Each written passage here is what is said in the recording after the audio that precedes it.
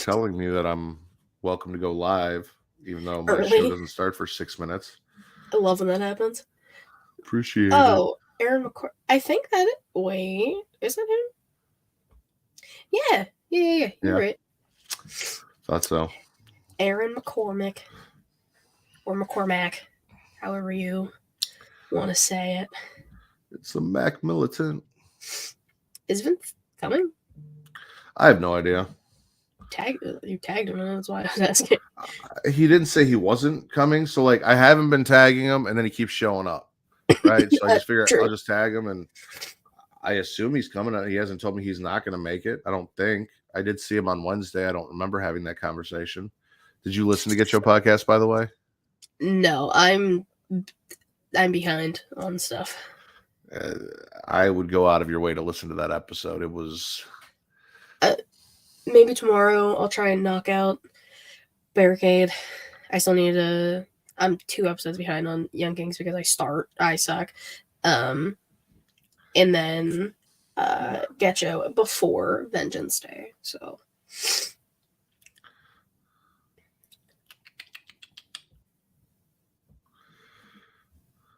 I did start the stream earlier. Are you coming? Because I told everyone you're coming. Things taken out of context. I feel like you didn't tell me. Your Dickosaurus is gone. That's not good. Did it get castrated from Twitch? There you go. Phrasing, sir. Phrasing. Also, I start the stream early every week, Vince. Yeah. Like we go early, we do a pre-show every week. Oh, he's on his Well, way. when you're done with that, hurry up and hop on. You're stupid. I'm me. And that's okay. See, look, he was already on it. You guys are dumb. Listen, you don't even know about Buffa Ta-da. Excuse me? You heard me. You don't even know about Buffa Ta-da. Oh, she said all of her Rivets Edit Radio emails are going. Very rude. Very fucking It's fucked rude. up. It's fucked up. Terrible. Smackin It Raw banners. Oh, you already changed the episode. Look at you. I was doing it as you were trying to. It's fast as fuck. I wasn't trying to. I was switching because I still had Creation World banner. So I had to go to Smackin It Raw, and I pulled it up, and then I saw the number change. I like the new logo for Creation. Yeah, that was all Bridget. It's cute. I like it. I like, because obviously I was like a minute before you showed up, so I changed the background, and I saw it in the logo, and I was like, oh, cute. I like it. Can I make you cry before the show real quick? Fuck. Okay.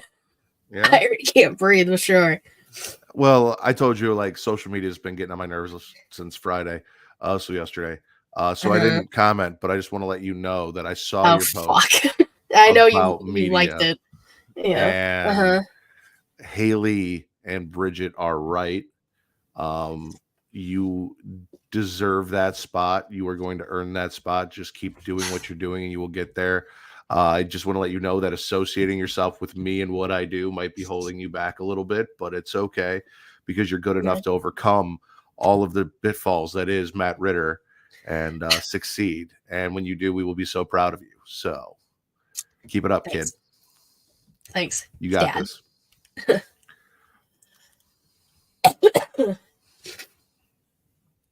I love how Will and Allison spell Dickosaurus differently. Will has a Dickosaurus, and Allison has a Dickosaurus. Slightly different. Not terribly different.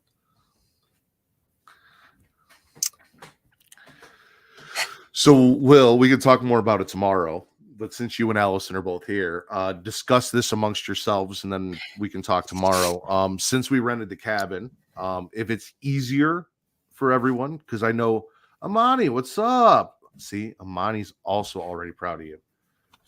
Thank you. Which is why we have you on the show every week, because you're fucking awesome. Thanks. Unlike Vince, who still hasn't shown up, even though he said he was going to come and hop on. So anyway, appreciate that, Allison. Will and Allison, we got the cabin. Will has the address to the cabin.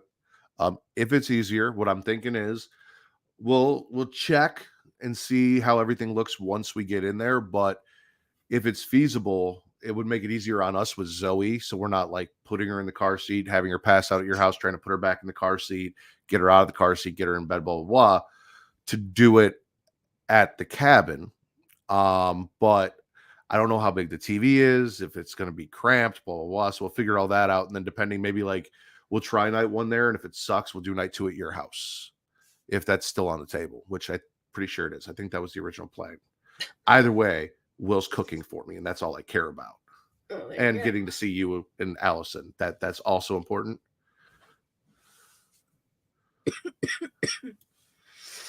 Well, I appreciate that. So, like I said, let us get to we'll get to the cabin Friday, and then we can kind of make a final decision, because I'll get there on my birthday around check-ins at 4. So we'll get there around 4.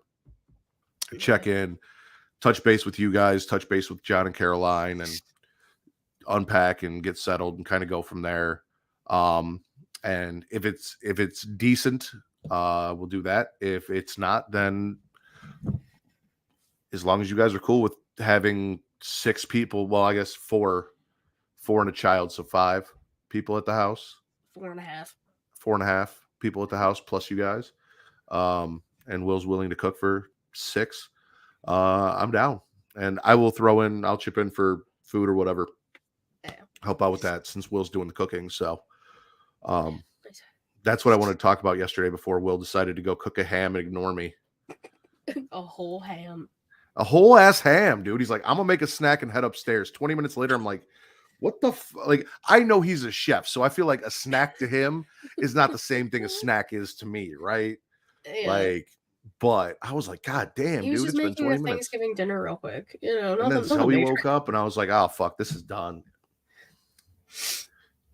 God.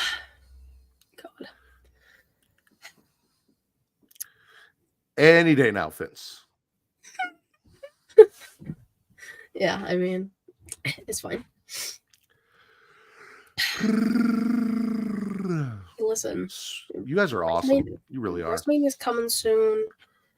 I got my ticket for Stand and Deliver. Very excited. It was literally $65 because Ticketmaster. Originally it was like $40, but then Ticketmaster fees. So it was only $65. Ta-da! What is he doing? I was adding him to the stage after I did it. I was expecting him to add himself as I did it, and he didn't. So. No, it's because the audio was coming in through my desktop because I was trying to get my Bluetooth Sony earbuds to work because I didn't want to wear my headset anymore. But yeah, bofetera. By the way, who's doing it in the cabin?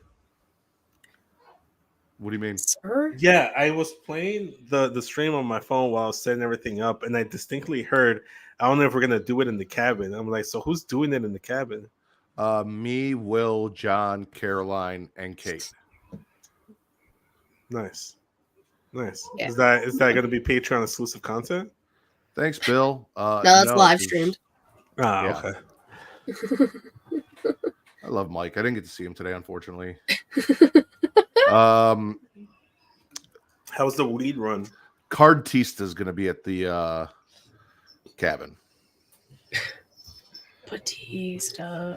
It sucked. We were in the car for like 10 hours today, but being in the car for 10 hours sucked. Like, we had fun on the way up there and on the way back, and like, right, the time we spent together was good. But getting home, leaving at 10:30 in the morning and getting home around like 8:30 in the morning, that sucked. So that sucked. So you just got back like maybe like 3.5 hours ago, 2.5 hours ago? Yeah, and then when I got back, I cooked dinner for myself. I swapped our mattresses, nice. Rearranged the bedroom, vacuumed out the bedroom, watched Oak Island. I didn't plan this. I didn't see what Katie was wearing. I was already wearing my Black Lives Matter. No, I didn't. I just grabbed the first shirt that I saw. I feel like that's what took so long. Is he's like, oh, Katie's got hairs on. I got to go get mine. Which respect, because now we got the black and red and the black and white. She got the This was the version. Exclusive before it got put on their website. See, yeah, I got mine too, but I don't fit into it anymore because I fluffed up for the winter and it just stayed year round. So I don't fit into it anymore, but Melissa wears it all the time. Well, if you guys are ready, I think we can go start the show. Taekwon's here with my sentiments. So Dwayne can kick rocks for all I care. Jesus Christ. You want to run the intro, Vince? Yeah, I'm trying to get rid of everything from the front. Let's see. No, I listen to it all the time. I tell all my friends to Smack It Raw.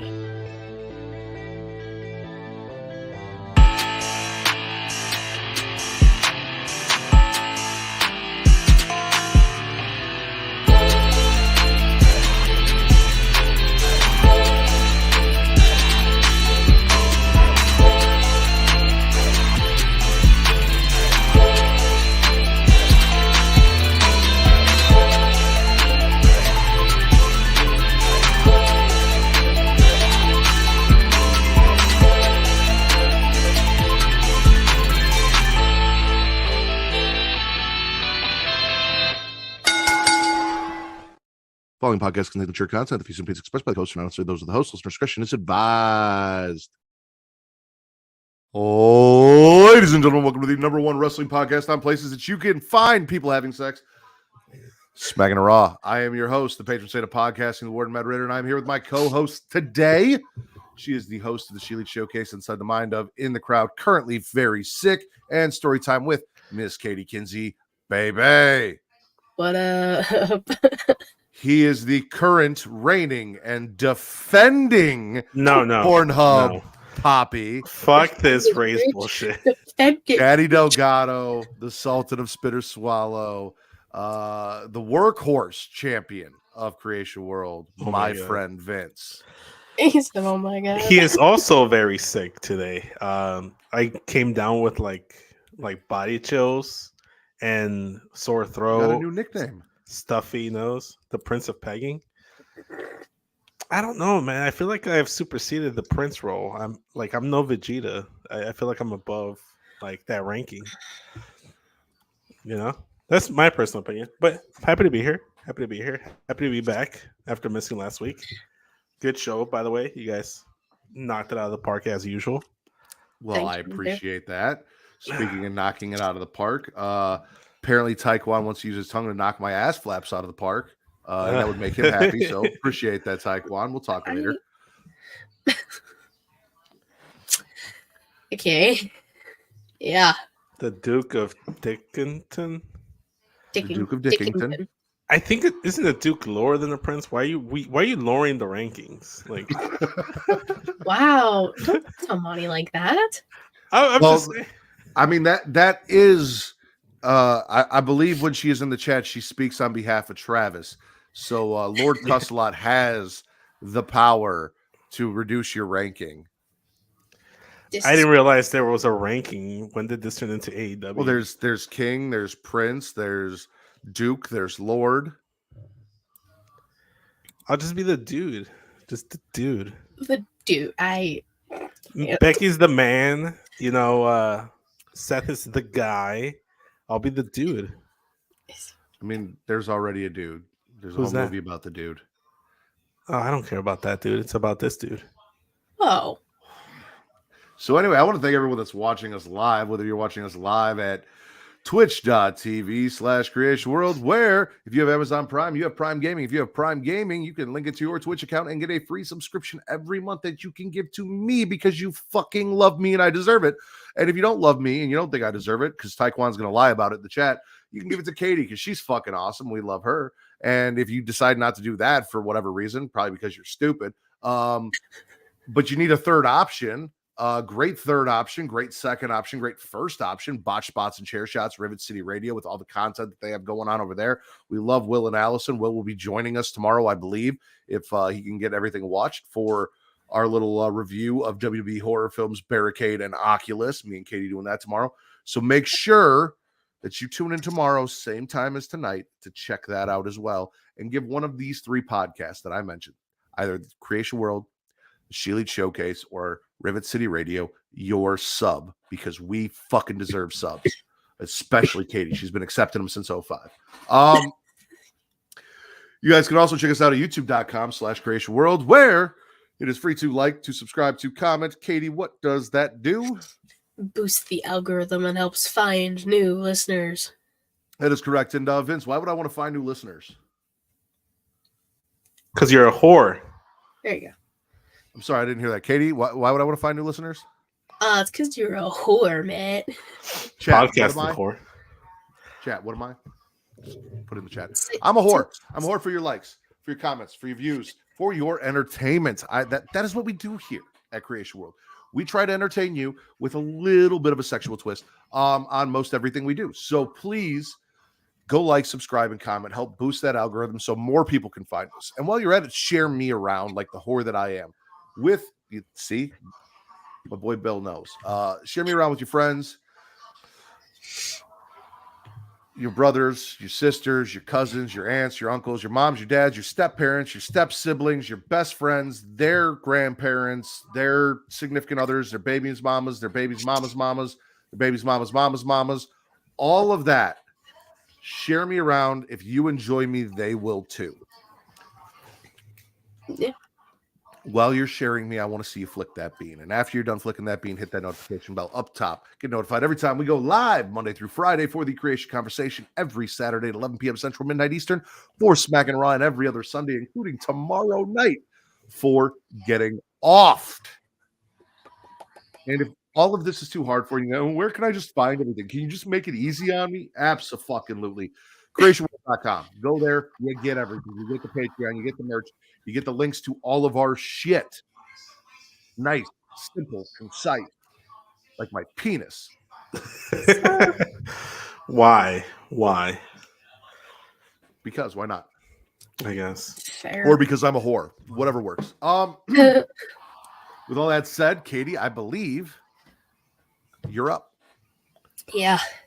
I don't have a lot because three things. Three simple things. One, does I remember when Seth Rollins was like shooting a movie? He was like going to be in Captain America's new movie. Yeah, his whole Vaguely. thing got like edited out. Yeah, the whole It was like the Cobra Serpent Society, or something.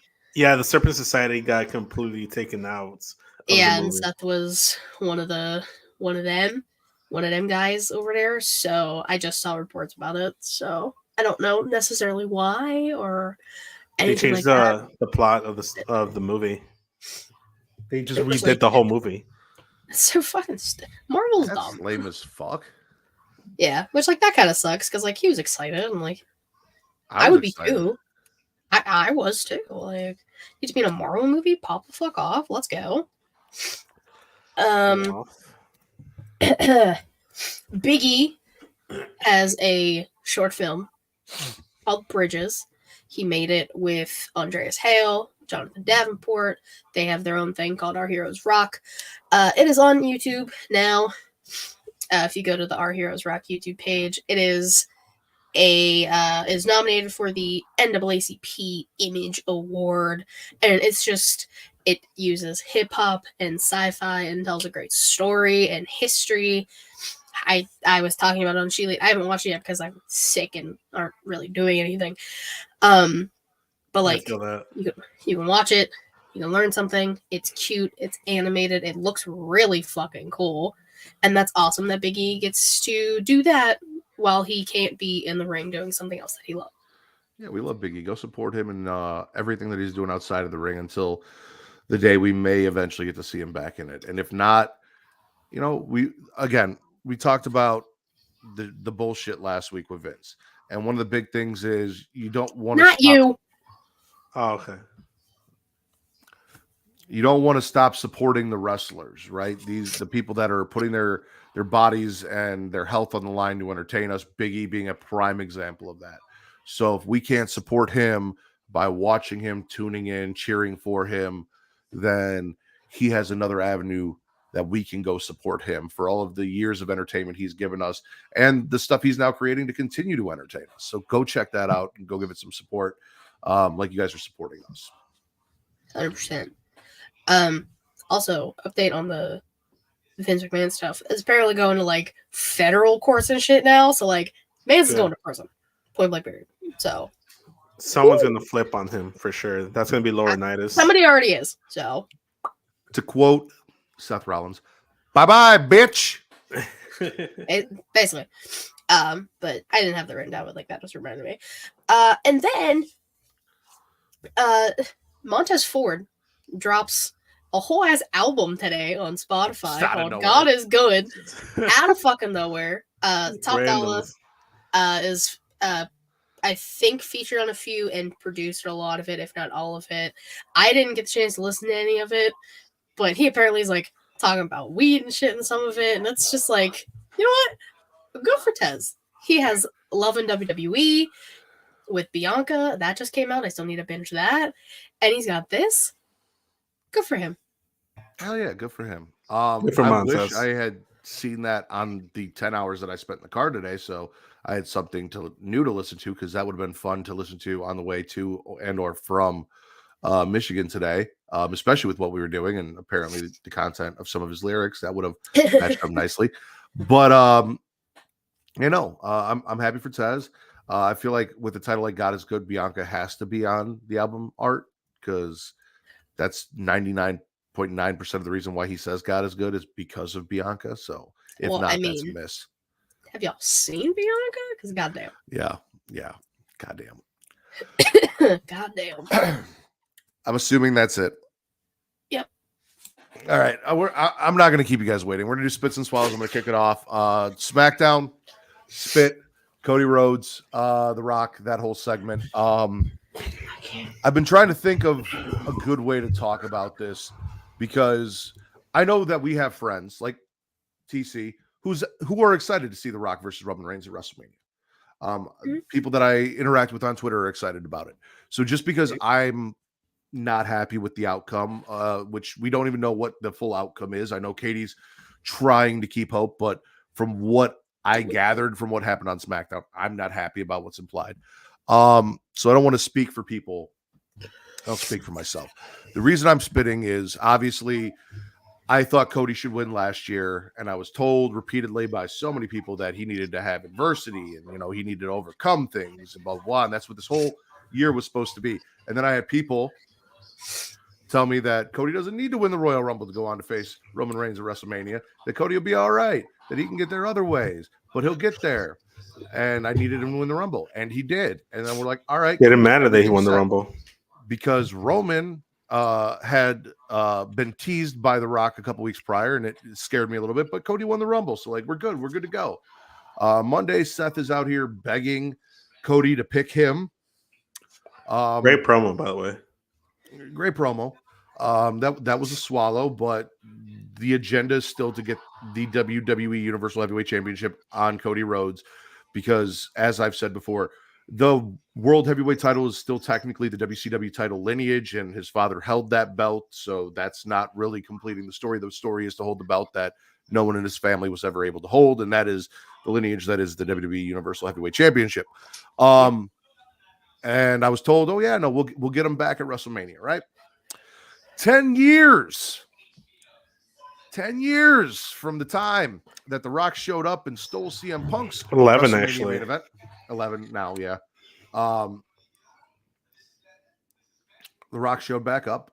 So Cody came out, was talking back and forth with Roman. Roman's like, you can go fight the second best guy, or you can take another shot at the best. That's on you. And Cody's like, maybe my story isn't just taking that belt from you, but taking everything from you. And I'm going to come for you and take everything from you, but not at WrestleMania. And then he looked over his shoulder, and The Rock came out. And I'm not going to lie to you, I was watching Cody's face. He looked sad as fuck. Same. Like, especially when Rock came into the ring and they locked eyes. Sad that this was being taken away from him. Which there's a lot of speculation, a lot of people talking back and forth about, well, there could be a tag match and, fantasy booking. Even I said, like, okay, well, maybe Cody takes the belt from Roman before WrestleMania, and then we get The Rock. I mean, you can shake your finger, but I just need Cody to hold that belt. I don't need him to do it at WrestleMania. I could have had him do it at any point between when he lost at WrestleMania and now. I just need Cody to have that belt. And Rock and Roman, in my opinion, does not need the belt, because if it has the belt, it just means Roman's going over and this title reign extends even longer. And honestly, I'm fucking tired of watching Roman win matches the exact same way over and over and over again every 2 to 3 months when he shows up. It'd be I like Roman different. Reigns. I It'd do. be different if he was winning matches like Gunther and out here like putting on a clinic by himself and doing the occasional cheating with the help. Like, they overdo the solo spot, because if you do it every single time, you're chicken shit heel. Like you're like, I feel like it weakens you to an extent. But how can you be on God mode if you need solo to help you every single time? If anyone's on God mode, it's Gunther as champion, because he don't need nobody. So I am personally not happy with No. the proposed decision. I'm also not one for let it play out, because I've been letting it play out for a year, and now here we are, and I'm supposed to let it play out again. I was told to let it play out. I brought this up because it's, not getting the payoff is what it reminds me of. Not getting the payoff of The Fiend and Randy Orton at WrestleMania, that never happening, and me being upset about that, and everyone told me, "Oh, let it play out," and never did. And then bad, terrible, awful, sad things happened. But even before then, we didn't have a plan to get back to letting it play out. It wasn't going to. So I'm not really a fan of the idea of let it play out or waiting to see. If they do somehow course correct and we get to where we need to go, whether it's Cody getting that title shot before Mania or somehow at Mania or whatever they do, all right, cool, fine.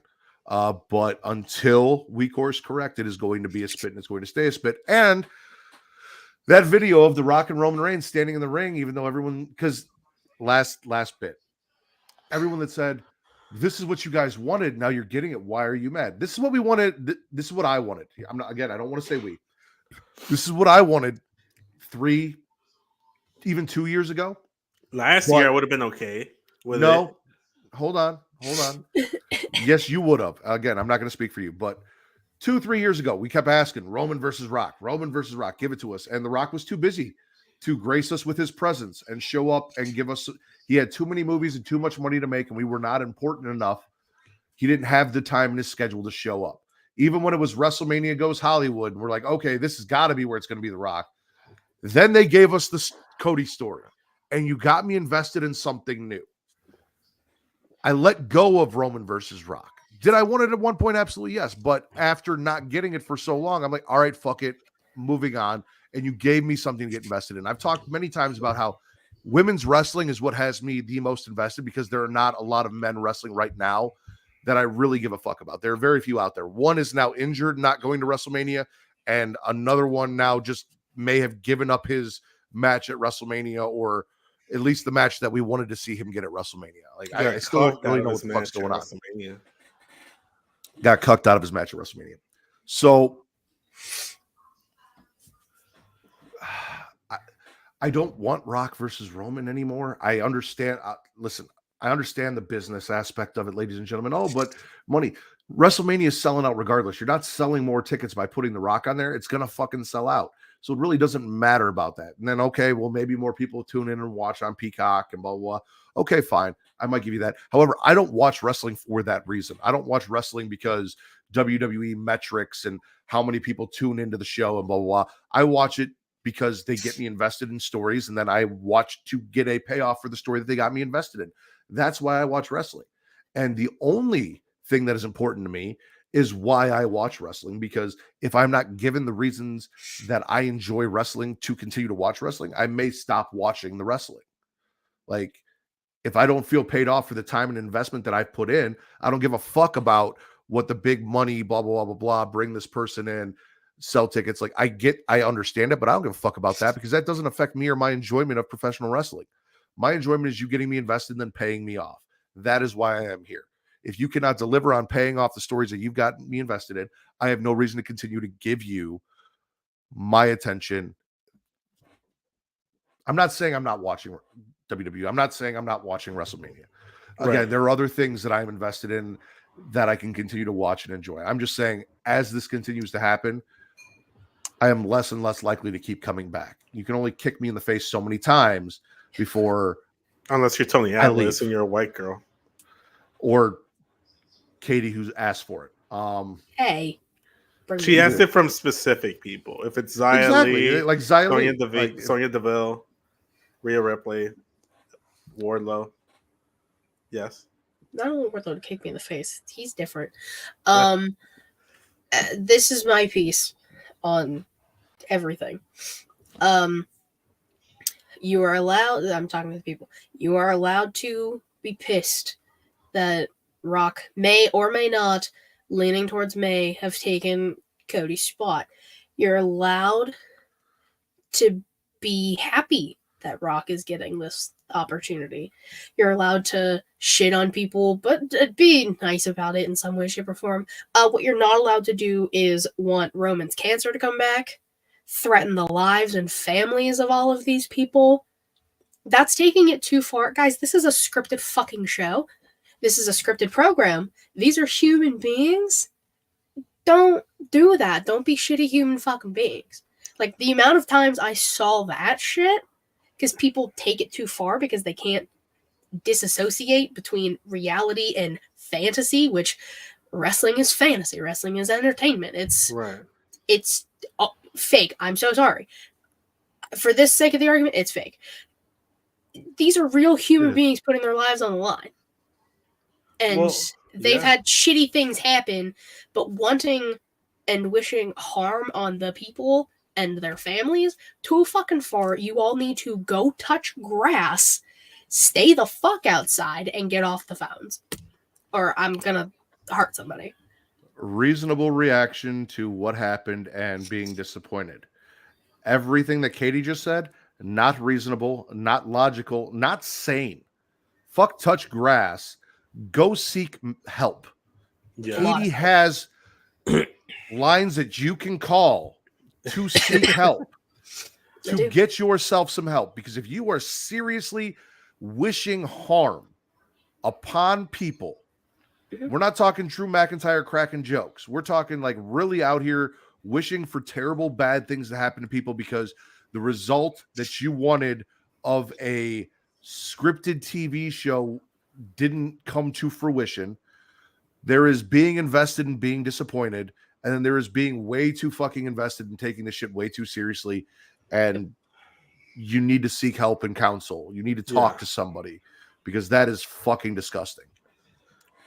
Yeah. So I mean, I'm with you, Matt, in your disgust and like disappointment of everything that happened between the whole Cody Rhodes and Rock thing. I thought the Seth stuff was fine because they have to make I felt like Seth did tease is slow. Everybody likes a good tease. My issue happened before Cody even came out because Roman came out and he's belittling the world title. He's making that title feel less than.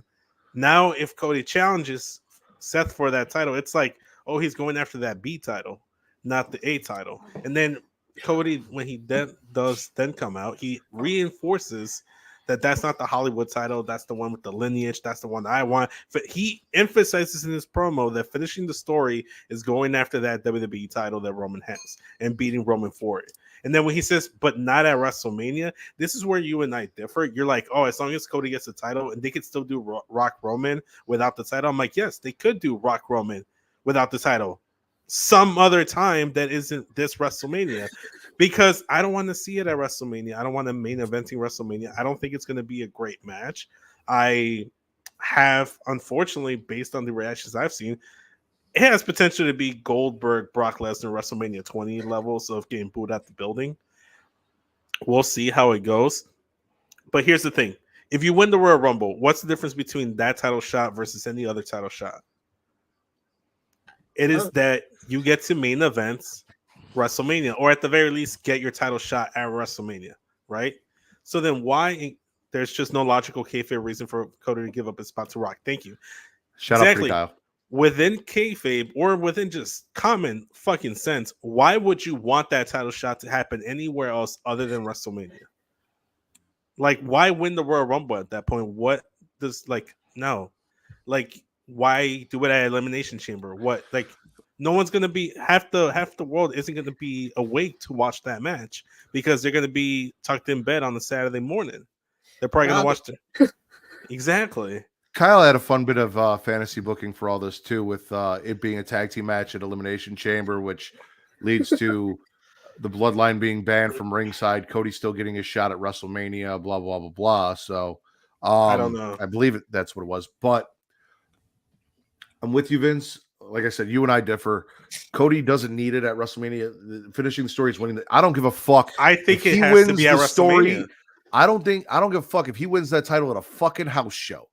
Put that belt on Cody. The Let him only finish the two story. the only two venues that I think would be acceptable for him to win the story and actually feels like a satisfied conclusion would be either A, WrestleMania, or B, at like a live broadcast at Madison Square Garden, where his dad should have won the title but then didn't really because it was a count out type of I don't think situation. they're going back to Madison Square Garden between Yeah, now and then, though. Exactly. So that's my ish. This goes back to my little Austin theory that I had for a while there, that I think Punk was supposed to win the Rumble. He was supposed to challenge Seth, and Cody wasn't going to be doing anything. And then Punk gave up his Rumble win because he knew the severity of his injury, gave it to Cody in the hopes that with him winning the Rumble, they'll be put into a corner that in case Rock came back, he would still get his match against Roman, and they'd have to do Rock Roman some other time. They could do that at SummerSlam. They should do that at SummerSlam or the next Saudi show. Don't make Cody wait. Make Rock wait. He made us wait. Now you wait. What did Pretty Kyle say? I still made all the points that I made about CM Punk on Get Show. If you guys haven't, go check out the Get Show podcast, where Vince pretty much backtracked everything that he just said and agreed with me on Get Show, and now he's backtracked on that, and he's gone back to his original point about CM Punk. So, if you like watching Pornhub Poppy, back it up. If you want to see the Pornhub Poppy, back it up. Watch Get Show, and then rewatch this. Here's my whole thing. Back it up twice. Here's my whole ish. Is that okay? Cody won, whatever. Now he gets his match. But if Rock came in, then it feels like Cody winning the Rumble was like irrelevant. It was no point. It feels like he wasted the Rumble winner this year. I love Seth, but we're really going to see Seth versus Cody a fourth time. What, Seth's going to lose 4 times in a row? What, Cody's going to lose his title match? Like, no, it has. I mean, the only way this works, and it doesn't seem like it could be, because he said just not at WrestleMania, is if they did Cody Roman one night and then Rock Roman the other night. That's the only one. But no, because if Rock and this is my last piece about it, and then I'm done talking about this. If Rock and Roman is for the title, then no, it should not main event night 2. Point blank period. If it ends up being Cody and Roman, fuck yes, give him night 2.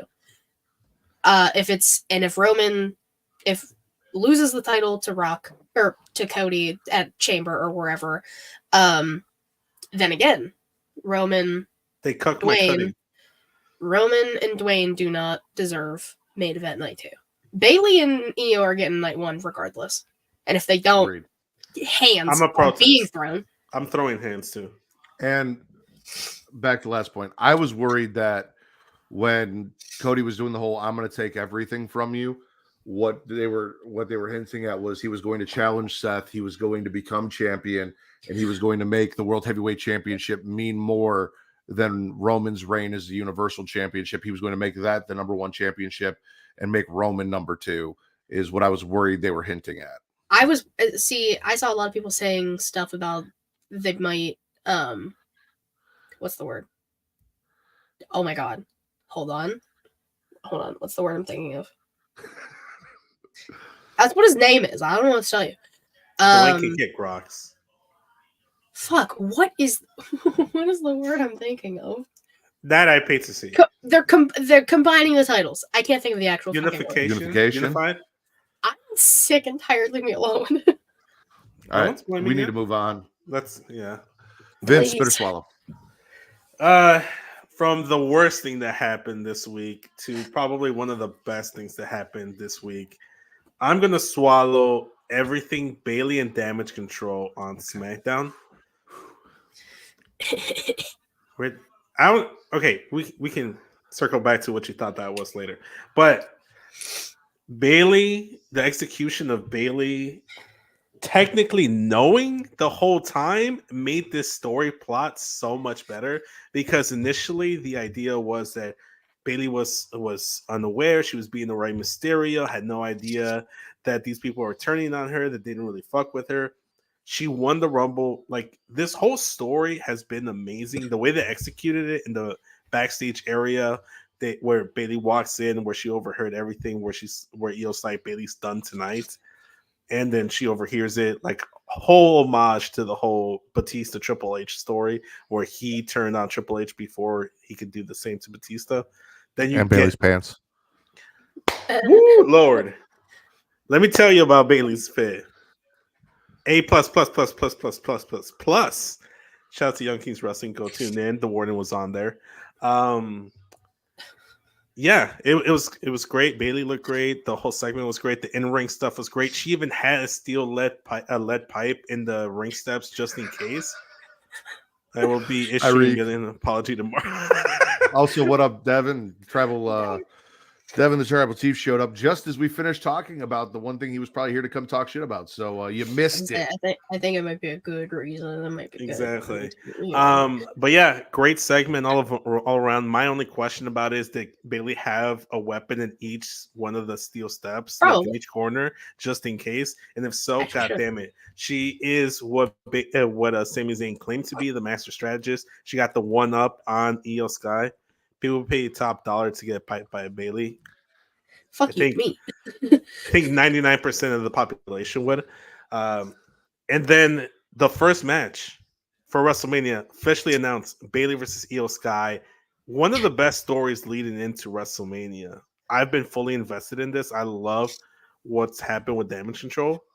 And the best thing that makes this probably the best swallow of the week in terms of wrestling for me is that my sister Beto gets that big Bailey singles moment that she's been wanting for her. I've never saw her so excited. I knew she was over the moon when she won the Rumble. She's been over the moon about it on Twitter too. She was saying, it's like, I'm sorry, I'm too over the moon and too like happy about this Bailey stuff to give a fuck about anything Cody and Rock related. So fair. Swallowing all that, swallowing everything Bailey, swallowing that my sister's, at least someone is getting their story finished properly. A few things about the Bailey stuff. A, 100% a swallow because Bailey's fucking awesome. B, how are y'all gonna try and double cross someone who won? Shut up, Kyle. How are you guys gonna try and double cross someone who won like double cross of the year Slammy like however long ago? Like, Bailey knew y'all weren't up to shit. Like, and it was very interesting that she wore white when they debuted at SummerSlam, and then she was wearing all white SmackDown when they broke up. Yep. It was all good. I'm not gonna lie to you. We honestly didn't say shit about Roman Reigns. We didn't. That's actually kind of true. Well, I mean, we talked about people saying shit about Roman Reigns and how they shouldn't, but like, right? We had no issue with Roman existing, being there, whatever. It was everything. Roman else. is not the problem. His quote unquote cousin is. Yeah. But yeah, I'm with you. It's been good stuff. Like, I thought it was a unique touch that Dakota wasn't there when this turn happened. So she seemed confused on Twitter. Bitch, you know what you've been on. You've been on this train with Io and the rest of them. No, it's all right. She's gonna play the card of, oh, I didn't know, Bailey, I didn't know, and like try and hug it out, and then boom, Bailey. She did the same shit in NXT. Full circle. Bailey is the anti-Rey Mysterio because she's been turned so many times by people she thought were friends. Sasha, Charlotte, Becky down in NXT, the Horsewomen. It's happened so much to her down in NXT that she's actually learned, unlike Rey Mysterio, who continues to trust people that he shouldn't trust and knight them as family.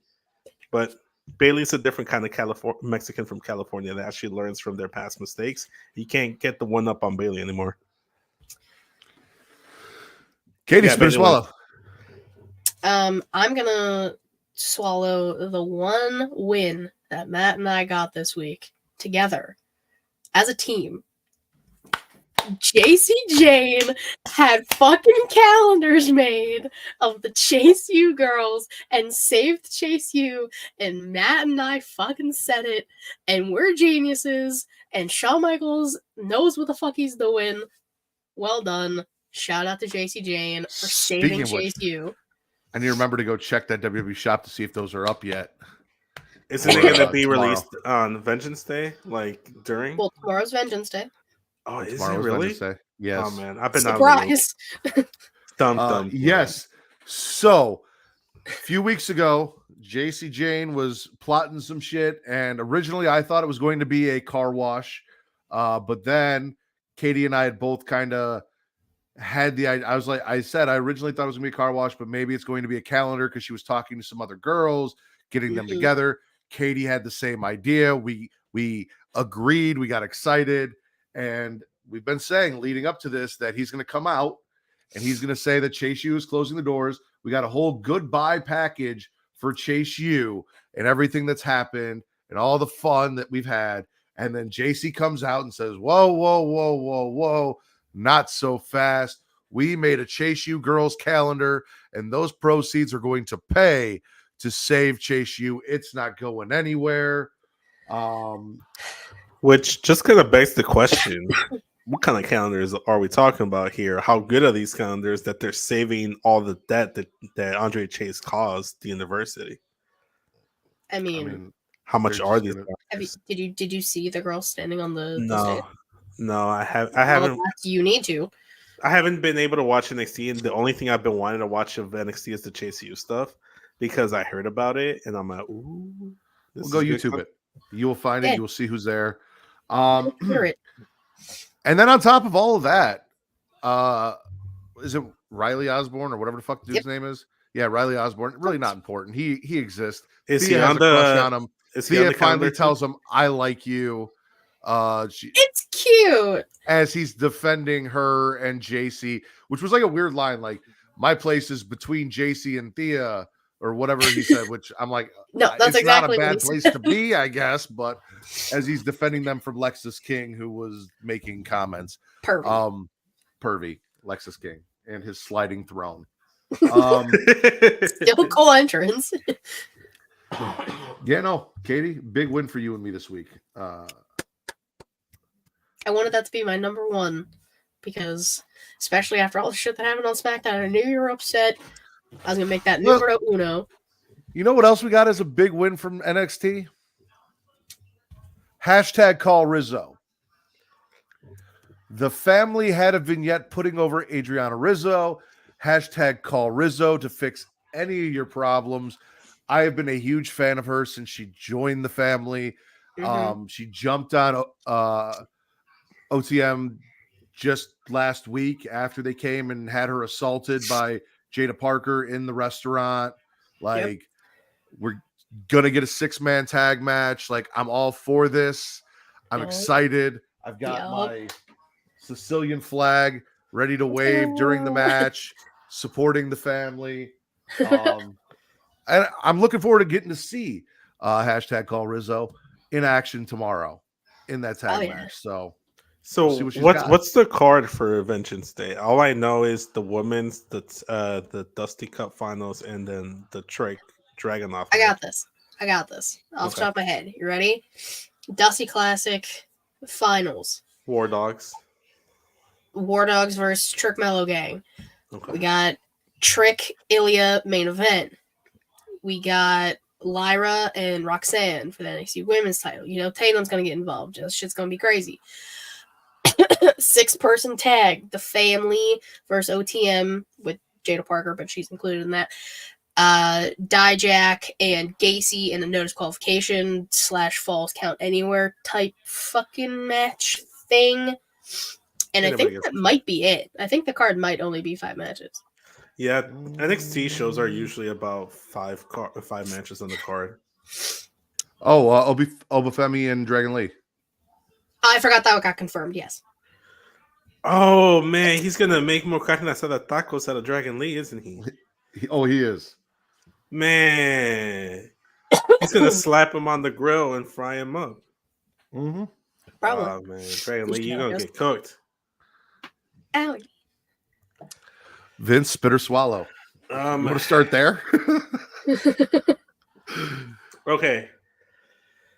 I'm gonna swallow, not the context of what the promo meant or the segment of what it meant, but I'm swallow how it made me feel, the overwhelming support that this man got out of it, and just because it was executed very well, I'm gonna swallow the opening of the Raw with CM Punk coming out, pouring his heart out, talking about his friend that has cancer. He's the real hero. He's like, he's not, and talking about how he's not the best in the world because he wins all the time. He's the best in the world because he never gives up. He's the best in the world because of everyone around him. It was a great promo. He started what? We're close. The quote, which I think I said on Get Show, is, "I'm not the best in the world because I always win. As a matter of fact, I lose more than I win. Yes. And if you don't believe me, go check out my UFC career." Yeah, no, I mean, I wasn't trying to quote him. I was trying to like summarize some of the points. Yeah, it was a great promo. Everything I've seen with Punk, especially his little vlog when he, bro, the thing that makes the whole Rock Cody stuff, sorry to bring it up again, so badly is that Punk sees Cody, he tears up. They have a moment. He's like, "Go finish your story, bro." And now neither of them are finishing their story. The fuck? Oh, Kind To of be fair, though, a couple weeks ago, CM Punk told Cody that a man who hasn't been around in a long time, that's a bigger star than him, is going to come and take his spot. Yep.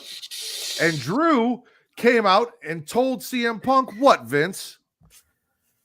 That he prayed for all this to happen. And has been trolling the fuck out of CM Punk. That's all over another social reason media. Drew is a super villain. This is why I'm also swallowing it, because like we didn't get to that part yet, but Drew came out. They had a good back and forth. Drew, for a second there, I thought he was having like a human reaction to being like, "I'm sorry you got hurt." No. Like when you hit the lines, like, "I'm not a religious man, but I prayed for this to happen." And then Villain shit. He said he legitimately went into the Rumble and intentionally tried to hurt Punk, which ironically enough, it was the Future Shock DDT from Drew that actually tore his CM Punk's tricep. Then he continues to troll on Twitter and social media, doing the tricep workouts, talking about don't forget to work out your triceps and shit. It's clobbering time on house shows that aren't even fucking recorded. I'm sorry, dark matches on fucking SmackDown that aren't even live. Yeah. I mean, they were recorded and they were posted on the internet, just like his tricep workout was. Can't skip tricep day. He's a villain, and I love it. I want that match. Devin said something back to what we were talking about just before Vince.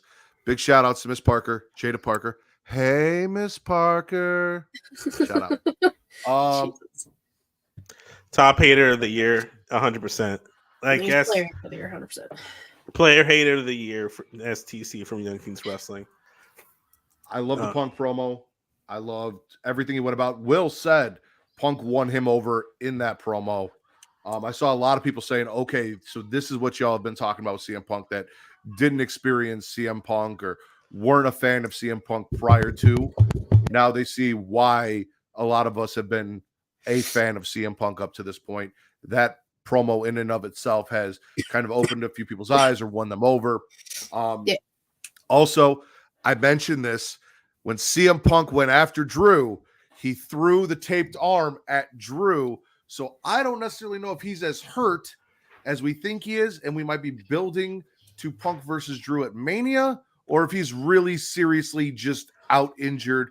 We will see how quickly he rehabs and where we go from there. My Austin theory on that is that people are looking too much into it. Like, if he's not as hurt as people think he is, and he could maybe make WrestleMania, then why not still go Seth versus Punk at WrestleMania? I think they're just trying to get some heat on Drew and make him a bigger heel. If Drew re-signs with, I think he should re-sign. I think this is setting up Drew versus Punk at SummerSlam. And to answer your question, why not just go Seth versus Drew at WrestleMania or Seth versus Punk at WrestleMania? Because The Rock showed up and said, "I want to have a match with Roman." So everything got side shuffled. Well, I think everything got side shuffled. I know what you because think. You think Punk was supposed to win the Rumble and got hurt. Yes. We know. You're wrong, but we know it's cool. It's okay to be wrong. That's not what happened. No. Rock showed up and fucked everything up, and everything got side shuffled. And now Cody has to fight Seth, and Punk has to fight Drew, and it's still gonna be good shit. If Punk is even okay, I highly doubt this man came back after all that bullshit, and they were gonna put him in the WrestleMania main event, first WrestleMania, one match in. I really don't think that. That's not how they handle business. That's not okay. Also, That's not how they handle business. Not after everything. You kind of got to eat shit. He's just accident prone at this point. That too. Unfortunately, I mean, he's been back in wrestling for 3 years and has been injured 3 separate times. He's had very physical matches early on that he broke his foot jumping into the barricade. It's unfortunate. Unfortunately, what that happens in sports all the time. It's just made like spaghetti. It is what it is. But I love them. Not spaghetti. Oh no. Vince and I just are not going to agree on this whole point. We won't know until 1 year when a documentary comes out, or and then one of us is going to be like, "I told you so." If we're still talking at that point, yeah. Why wouldn't we? I don't know. You keep going this route of fucking telling me Cody doesn't need things, and I might just stop talking to you altogether. You learn what Cody needs, goddammit. No, for real though. I'm with you. The promo was great. The stuff with Drew is fun. If it does lead to a match and it's not as serious as they're saying, cool. If it is, obviously we hope Punk heals up. He's okay. Katie, not so much, but Vince and I are big Punk fans. Katie just doesn't care anymore. That's the point that she's made repeatedly. I'm not going to say she's not a fan. She just doesn't care. She's sick of all the BS. She's a closeted Punk fan. She's got a whole altar, just like Helga. I handled it perfectly, and now here you are, just mucking it all up and causing problems, Vince. Katie, spit or swallow? Thank you. If you want to spit Vince, I'll give you 2. I'm spitting Vince, talking shit. No, I'm gonna swallow the new commentary teams we got for the time being. Pat and Michael Cole on Monday Night Raw. Shout out to Pat McAfee coming back. And Wade and Corey on SmackDown. A lot of people don't like Corey as a commentator. That's understandable. I kind of like what he does. And this is the first time he is the lead commentator, though. And he even tweeted about it. He's gonna mess up. He's gonna not live up to a lot of people's expectations. But he's busted his ass as a commentator since NXT when he had to stop being a wrestler. And Pat and Cole on Monday nights, 3 hours of Pat McAfee and Michael Cole, gonna be fun. Very excited.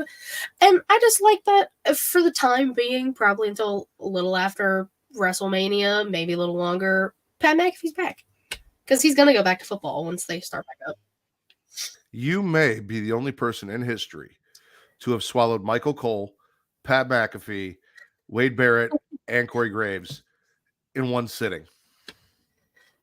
I'm talented. What can I say? Well then. I couldn't even say with a straight face. I also think Corey works better as play-by-play. So I mean, he does, but someone had to step up. I was going to say, he's not a terrible color commentator, but he does as someone who wrestled with a lot of the guys that are in the ring. He was in NXT with a lot of the guys that have kind of reached that next level in WWE at the time or now. So he has a lot of that history and that experience to do the play-by-play. So I get where you're coming from, and I agree. But also, I don't think he's terrible at color. I know he can be annoying. I know people didn't like him fawning over Carmella and blah, blah, blah, blah. But, that's kind of his job. His job is to be an annoying color commentator.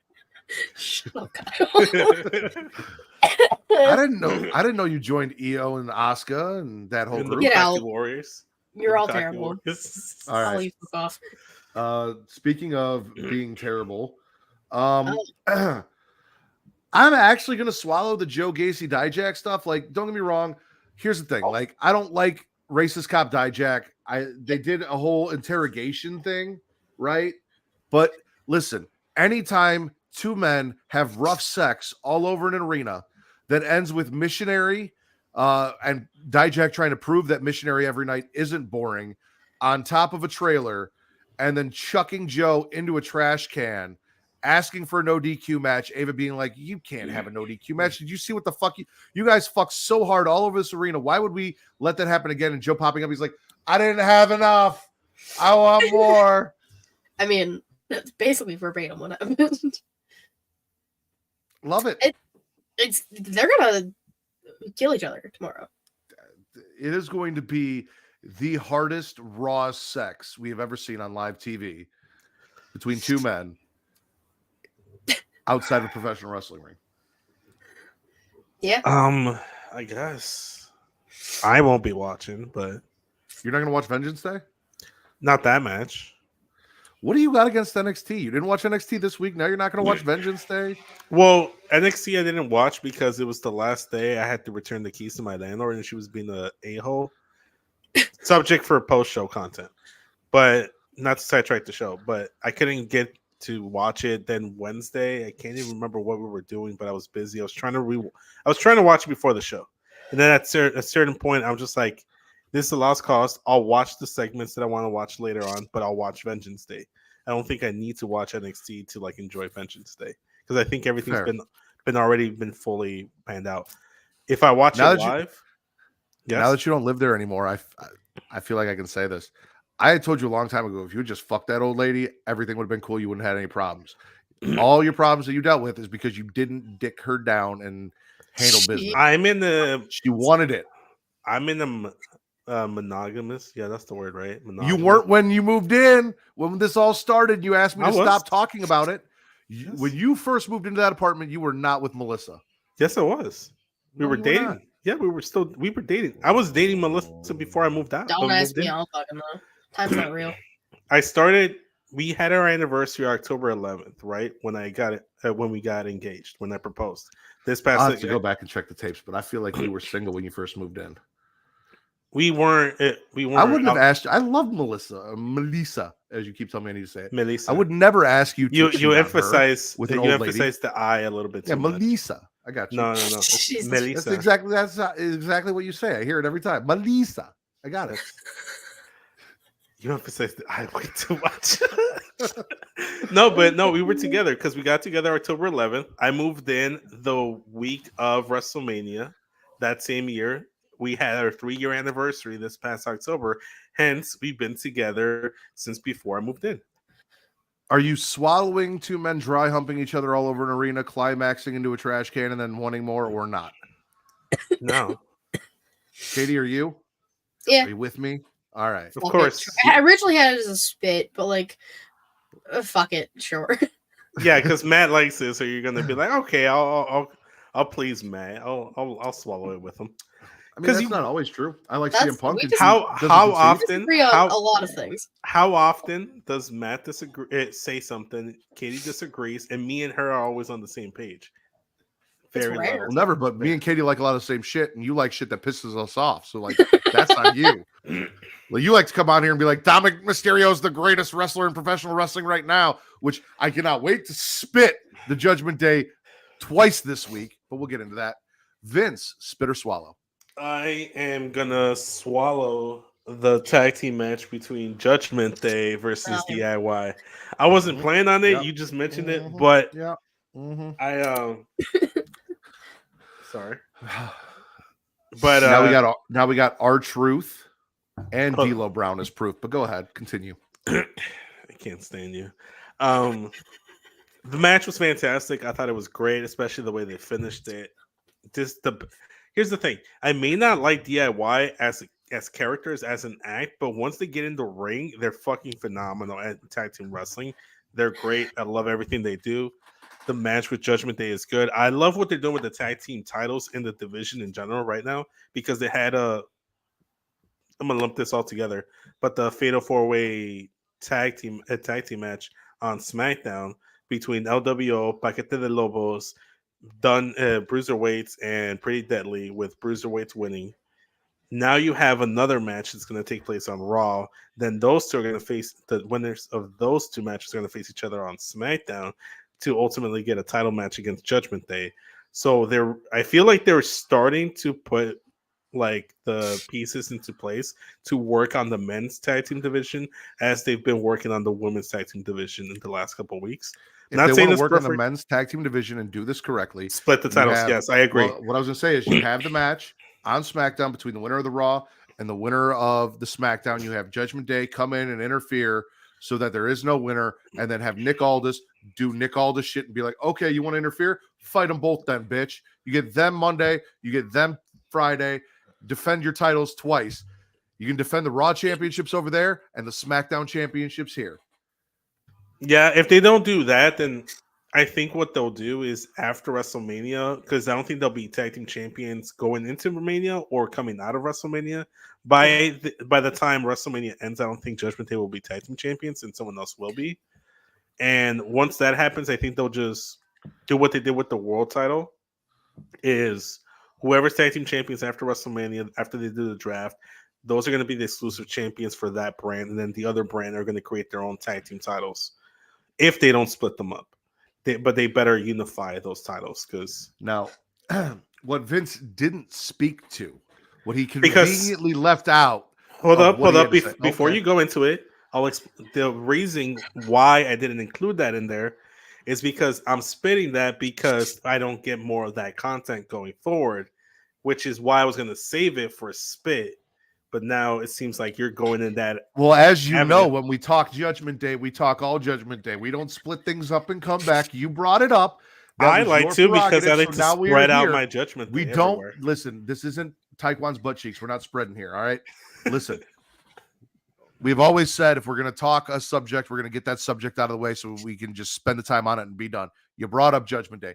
Judgment Day gets a spit because Damian Priest is a little bitch who doesn't know how to cash in a Money in the Bank, who asked Dominic Mysterio, who didn't have the balls himself, to take out R-Truth and told him that Judgment Day is a family and you're not part of this family. So JD had to jump R-Truth from behind, and then all four dudes stomped out R-Truth. The only earner outside of Rhea Ripley in the Judgment Day, R-Truth. The best part of the Judgment Day, R-Truth. And Vince said something on Get Your Podcast. He's like, well, he did fuck up their couch. That man has paid for 20 couches in a week with those t-shirt sales. R-Truth was the best part of the Judgment Day, and they just kicked him out. Spit the Judgment Day for fumbling the bag. Literally the bag. Here's He the had thing. bags of money. Literally the Gone. bag.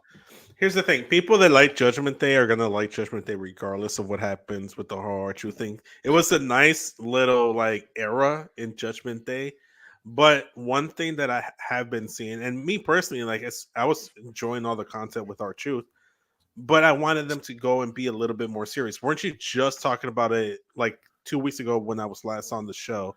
You were saying like, "Oh, Finn isn't doing anything serious." Judgment Day, But Finn wasn't doing anything serious from the time he joined Judgment Day. It had nothing to do with He was R-Truth. doing- R-Truth was making them entertaining. Finn was wearing do-rags and trying to he was a wannabe gangster. Like, was not doing anything entertaining. Finn existed with do-rags and was boring as fuck and is in a tag team. He's not fucking Finn Balor. Rhea is the best part of Judgment Day. She was running shit. Damian Priest was right there, but dude can't fucking cash in a Money in the Bank to save his life. And now it doesn't look like he's ever going to cash it in. At He's least not gonna cash it successfully. in. I always thought that the move was with the world title, whether because I thought it was going to be Punk versus Seth. I always thought that the move was going to be whether Seth retained or Punk won. They were going to get cashed in on by Damian Priest. He was going to be the world champion. Or if not, I thought they could wait until just like the very last second because we've never seen that before. Like a Money in the Bank holder wait until the last possible second. Now he's getting desperate. And I thought that was going to be a cool thing. I know what's going to happen. Go ahead. Judgment Day is going to do Judgment Day shit. Mhm. Ladies and gentlemen, prediction. Tomorrow night, Damian Priest cashes in the Money in the Bank contract after the main event between Trick Williams and Dragunov against the only people that he can actually beat. One of those two after their match and becomes NXT champion, just like Dom had to go down and win a mid-card title down there because that's where Judgment Day is. They win titles in NXT. That's where we're at now. Cashing in that Money in the Bank on the winner of Dragunov Trick. At least that's better than what they did with Austin Theory, where he cashed in on the U.S. title. That was stupid. That was fucking terrible too. Well, Austin Theory's also dumb, so nobody's surprised there. I mean, we saw what he was doing in NXT when he was part of the way. He was goddamn dumb, slow. But here's the thing: with where Damian Priest is at right now in his character development, everything, I don't think he's a believable world heavyweight champion. I don't think he's a believable. Him carrying that championship and being champion, he hasn't really done anything to be like, okay, this guy can hang with Seth or KO or, like he's not proving that. He's been in tag team matches. He's a tag team champion. Like, he hasn't shown that. So I won't disagree with you. I have my moments as well. As much as I love Judgment Day, and I look at Damian Priest, I'm like, as much as I want to root for him, they haven't really done him much favors, and I don't think that's really through fault of his own. I think that's just I think that's just kind of been like people are like, oh, they don't really care. Like unless you're like a big name that wins the Money in the Bank, they kind of like just like fumble the bag until they stumble and trip and fall into a decision with the Money in the Bank, or it gets too late in the process and you're like, oh fuck, what do we do now? You see it many times with past winners such as Jack Swagger, CM Punk the first time. Money in the Bank sometimes can be a curse. Look at Otis. Otis didn't even get his fucking Money in the Bank. I love that you keep saying that word because, ladies and gentlemen, if you have a little bit of extra money in the bank, go to patreon.com/creationworld, where you guys can show us a little more support. So for $1, one single dollar, you only need $1 in that briefcase, which theoretically might be more than what's left in that briefcase after R-Truth liquidated all of Damian Priest's assets. $1, you get 3 shows. You get Return to Wrestling with Matt and Travis, where we talk old school WCW. We are at Great American Bash 1998. Everything from 1995's very first Nitro up to 1998's Great American Bash, the latest episode, is available when you pay that $1. For that same dollar, you also get Multiverse with Travis and Mara. Everything that they have done, DC animated films, all the ones they have watched and reviewed over the years, all of that is available. So if you're a DC animated film fan, you can go back and pick any one you want, some of your favorites, hear Travis and Mara's thoughts on that. And if you have to ask, a podcast where my wife, Kate, and I sit down and do Am I the Asshole post.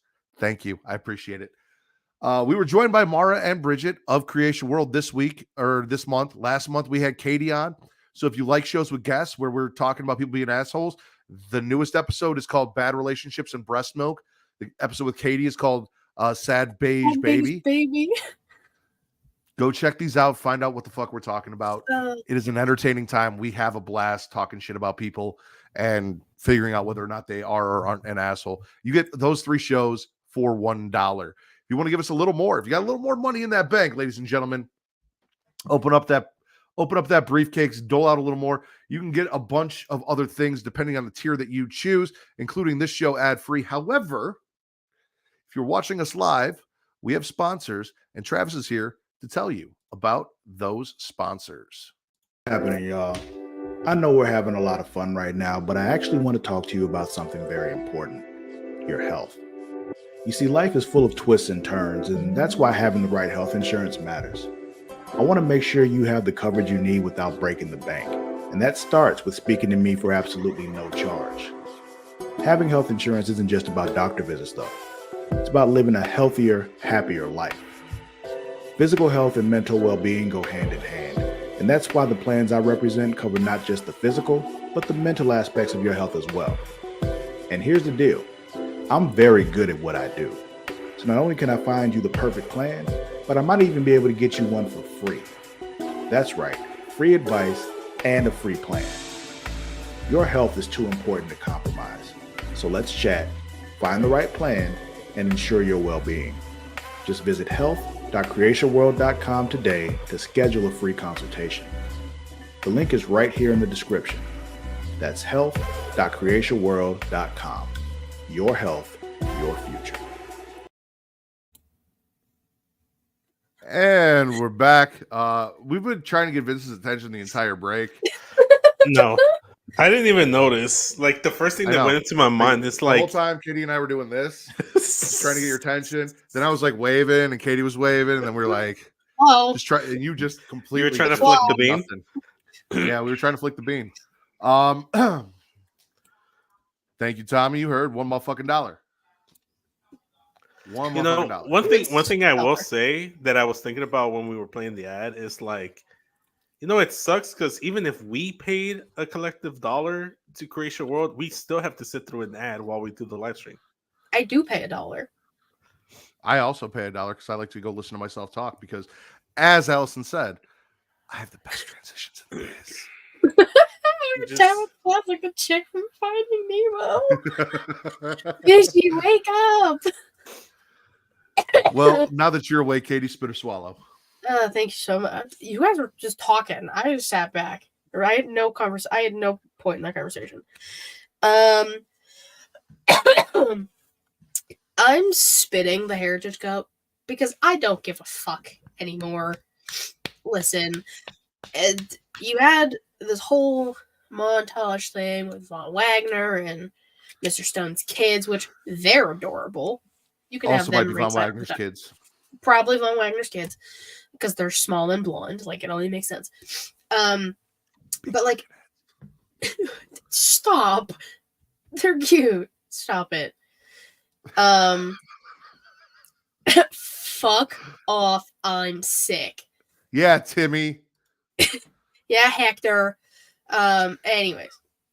Heritage Cup's stupid. Non-Thar just cheats every match. It's not fun anymore. It was kind of fun with the Metaphor thing in the beginning. But, like, I just don't give a fuck anymore. The best parts about Metaphor are Jakara Jackson and Lash Legend because them's is bad bitches. We talked about it earlier. I'm not going to bring it back up, but like when you keep doing the same thing over and over and over again, and a person's holding a title and he keeps doing the same thing over and over and over and over and over again, eventually you just kind of get tired of seeing it happen repeatedly. And every time you think, okay, this is finally the end of it, and then it's not, and it continues, it gets repetitive. Robertson's kids look like total narcs. Stop. That's so funny. I'm gonna wrap a lot of things into one big package, one big swallow. I'm swallowing a huge package, ladies and gentlemen. Signees. It is signing season. So first and foremost, I know Vince is not happy about this because we talked about it. It was supposed to be Bienvenidos a Bofetada and Telemundo. We did not get Bienvenidos a Bofetada and Telemundo. Instead, El Idolo signed to Raw. That makes sense because with the move to Netflix, you need a Latino demographic. So, oh my god, we saw Braun Breaker on Raw walking by Adam Pearce on the phone with Nick Aldis. Then he shows up on SmackDown. Nick has presented him with a contract. Adam Pearce breaks in. He's like, hey, maybe you should come see my offer first before you fucking sign that. See what Raw wants to give you. And Braun's like, I'm gonna take this contract, but I want to go see what he's got. And it reminded me of Shark Tank. Have you ever seen Shark Tank? Yes. Where like someone makes an offer and they're like, you need to sign this offer right now. But I want to hear what everyone. No, you can't hear what anyone else has to say. You need to sign. The other sharks were like, shut the fuck up, let me talk. This is what you need. Exactly. Nick mentions Bailey was on loan from SmackDown, which was a little thing for my logic. I appreciated Nick being like, I loaned you the Royal Rumble winner from my show to be on your show so you could have both, blah, blah, blah. Nice little details to make things kind of make sense when there's not a brand split, but there should be. And then we get over to SmackDown. Naomi and Tiffany Stratton both signed to SmackDown. Look at you, Nick Aldis, go. Tiffany Stratton comes out, not happy that she's not getting the hype and respect that she thinks she deserves, puts hands on Mia Yim, ends up defeating Mia Yim in her debut match on SmackDown. Whoa. Hold up. Who is a waste of a roster spot? Tiffany or Naomi? I'm assuming Tiff. You're tripping. He said sorry, not sorry. It's Tiffy time, bitches. It is Tiffy time. And Tiff. Nick, we talked about Nick and Braun. And at the very end, here comes Jade Cargill, ladies and gentlemen, in blue, dressed for the occasion and the show, looking amazing, fucking fantastic. Nick wasn't even about to let the Braun Breaker shit happen again. He's like, Adam, we're gonna have a conversation. You need to get the fuck out of my show. Adam's like, but no, out now go buy. Also, votes the question. I think it might have been Pretty Kyle that asked this on Twitter. How many doors does Nick Aldis' office has? Because Probably Jade all the walked doors. in one, and then Adam All Pierce the left doors. through another one. It's probably Yeah, just they're two. It's all the doors. If it's a bigger office, like it could just extend. You have two doors.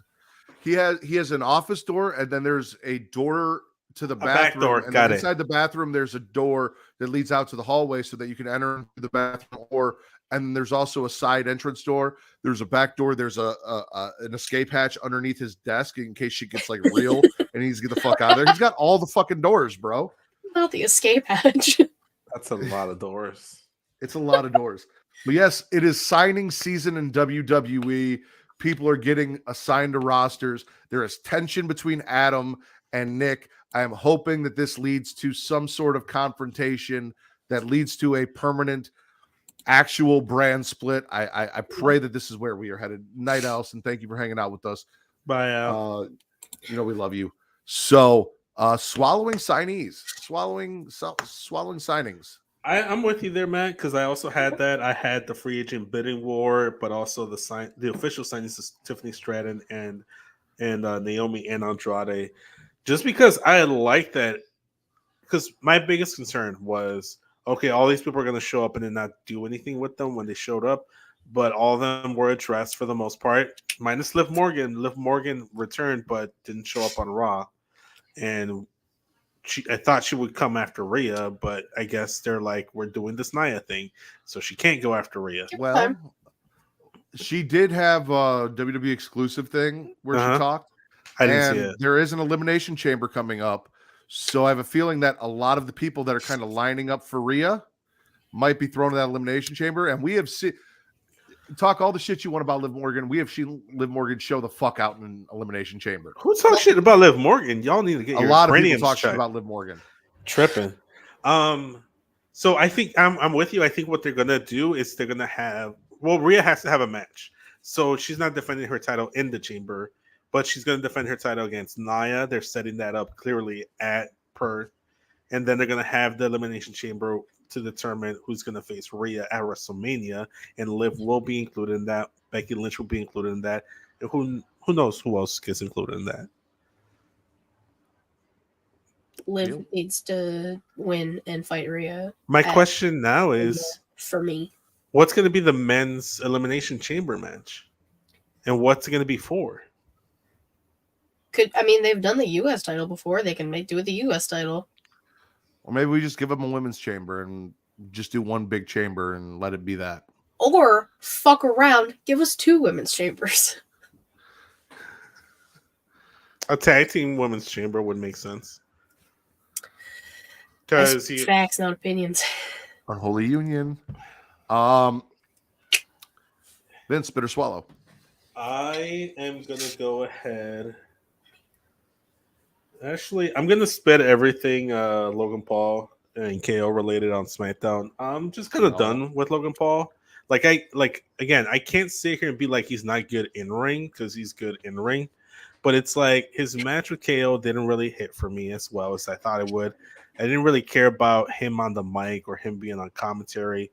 His allegiance with Austin Theory and Grayson Waller don't really care. Out here interrupting Bianca Belair, rude as fuck. During Black History Month, disrespectful. On the first show on Black History Month. The audacity. But then again, we know this man has the audacity to do stupid things. But yeah, no, I'm not feeling it anymore. I'm just kind of like over the U.S. title scene. People are like, "Oh, this is gonna be a good thing. He's gonna put it on his podcast whenever he does appearances. He's gonna show up with it, trying to make the same case." But it's like they put the title on Bad Bunny, the 24/7 title, but that's the 24/7 title. Like, you can't put these big titles on people that aren't going to be around all the time, especially on SmackDown, given the fact that you have Roman Reigns, who barely shows up as is. So what the fuck are the men doing if they can't challenge for any titles? I don't know. I don't know. This is why the women thrive on SmackDown and the men just flounder. Reiterating a point that I made earlier. I don't watch wrestling because it's popular. I don't care if everyone that watches Logan Paul's show ends up tuning in and becoming a wrestling fan. That's not why I give a fuck about wrestling. The number of people watching the shows that I enjoy do not matter to me. It is the investment. I am not invested in Logan Paul. I am not invested in Logan Paul KO. I'm not invested in Logan Paul KO, Austin Theory, Grayson Waller. I'm not invested. You have not invested in me. I don't give a fuck. I don't care if he brings the belt on the show and how many people fucking tune in. Like, I honestly don't care what they do with that title anymore. Does your opinion change on Mr. Logan Paul now that he has tweeted, "We want Cody"? No. I saw that and people were like, "What the fuck? The fuck do I care?" He also ran his mouth about, I think, Cody and Punk, or Punk and Seth. It was Punk and Seth's Seth. knee and Punk's arm. Punk and Seth. And I think his public enemies, they were like, "What are you saying fuck me for?" Like, yeah. Because Punk did nothing wrong. He was like, "I'm just here." The 50 Cent video. It's like, what you mentioning me for? That's all I thought about. That's my favorite video of all time. Oh, yeah. It's fantastic. Fuck Logan Paul. Katie, spit or swallow. Yep. What do I have?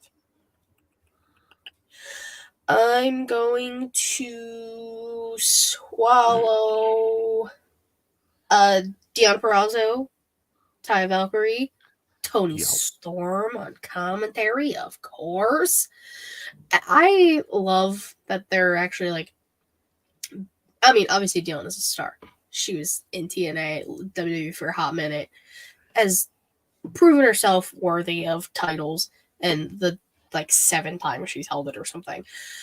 I love what they're doing with Toni and Deanna, building on their past, even though people need a fucking fuck off. Bully Ray specifically. We got it. They gave it to Bully Ray. Deanna cut a whole vignette about the tattoo and how important it is, and Toni Storm said, "I don't have time for a tattoo."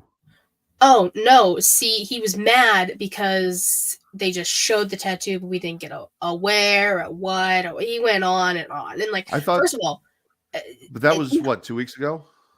Yeah, I think so. Yeah, no. This week on Wednesday before this match, we had a vignette where Deanna talked about how important the tattoo was, and she's like, "What does it mean to you?" and told us what it means to her. And then Toni was on commentary, and she goes, "I don't have time to talk about a tattoo." I love Toni Storm. Yeah, it's probably not enough for him because he's a piece of shit. Regardless, it was a good match, and it's setting up for Deanna and Toni at Revolution. I don't necessarily know what the plan is, if Deanna's going to take it off Toni. But regardless, I like both women. I like what we're going to see. Would it be too soon to put the title on Deanna, especially considering how over Toni is? I don't think so. I think Toni's character carries without the belt. I don't think the belt defines Toni. I think her having a meltdown not being champion is going to be just as fucking entertaining as her being champion with the belt. Oh, her fair points. Fair points. Be so fun. Oh, and it's all going to be in black and white. It's going to be great. Speaking of what you talked about, the one thing that you didn't mention that I loved is when Toni was on commentary. So last week, there was a new guy on commentary, and Toni thought it was Tony Schiavone and was complimenting how much weight he lost and how good he looked. I don't even remember who the fuck it was. Ian Riccaboni. Sure. Trust me. Ricky Bobby was on commentary, and Toni thought it was Tony Schiavone. Tony Schiavone's back on commentary this week, and she's like, "Oh my God, what happened to you in a week?" And just playing into the whole thing. And I enjoyed the shit out of that. I have her on commentary every week. She doesn't even need to wrestle anymore. Just put her on commentary. Also, Deanna in WWE for a hot minute, Taya in WWE for a hot minute, Toni in WWE for a hot minute, Deanna and Taya for sure in TNA. I don't know if Toni had ever ran through TNA or not. I don't think she wasn't. She wasn't. I think Jess is a little delayed. He must have paused the stream at some point. There's a delay. Good night, Tommy. I think you're saying night to Allison. Oh, well, that's way late. Well, I guess I don't know. Not. It was right after. I just looked at it late. Yeah. Yeah, you guys just look at it late. I pay attention. That's why I'm here. Yeah, no, I love it. And Deanna got the win over Taya. Yep. Good shit. Yep. Oh, yeah. I'm assuming Vince didn't watch AEW because he didn't watch NXT, and he said he was going to watch NXT on Wednesday and didn't get to. So, no, I didn't watch AEW at all. It's kind of hard to tune in. which is great because I have a lot of news from. Well, not a lot. I didn't love AEW this week, but there's a few things that I appreciated. That was one of them, and I brought it up on the Get Yo podcast. Something else that I really enjoyed from TNA this week. My next swallow. TNA. Impact. No, not TNA or Impact. TNA. AEW. That one. Are you okay? We just talked about. We just talked about how they were in TNA. Deanna's from TNA. First it was Logan Paul, and now it's TNA Impact. Thinking it's AEW. Bang Bang Scissor Gang. Getting along, coming out, having a great time. Fathers and sons bonding. We had Austin Gunn trying to do the 2 words for you, and Billy's like, no, that's my thing. And he's like, we got 2 words for you. Guns up. Look at daddy ass. Getting along with his children, his adopted children and his children, blending properly. He is Jay White's out there. He is the anti-Rikishi. He is the anti-Rey Mysterio. Card Blade's gone. Juice board's here. Wait. What happened to Jay White? No, Jay White's still there. Card Blade is gone. Card Blade was the cardboard stand-in of Jay White. Oh, that's gone. Oh, so now we have a cardboard stand-in of Juice Robinson, and that's Juice Board. Yes. You gotta give the okay. Which is funny. why I made the joke about Cardtista when he asked me if Batista was going to be at the cabin at the beginning of the episode. Because Cartista's gonna be there. Bringing it full circle. That's what we do here. I love it. Good shit. Yeah, no. I enjoy Bang Bang Scissor Gang, if you couldn't tell. Bang, bang, You just liked it because of the name, and then you like everything they do because it's good content. I mean, everybody loves the Acclaimed, and the Acclaimed is part of it. True. Yeah.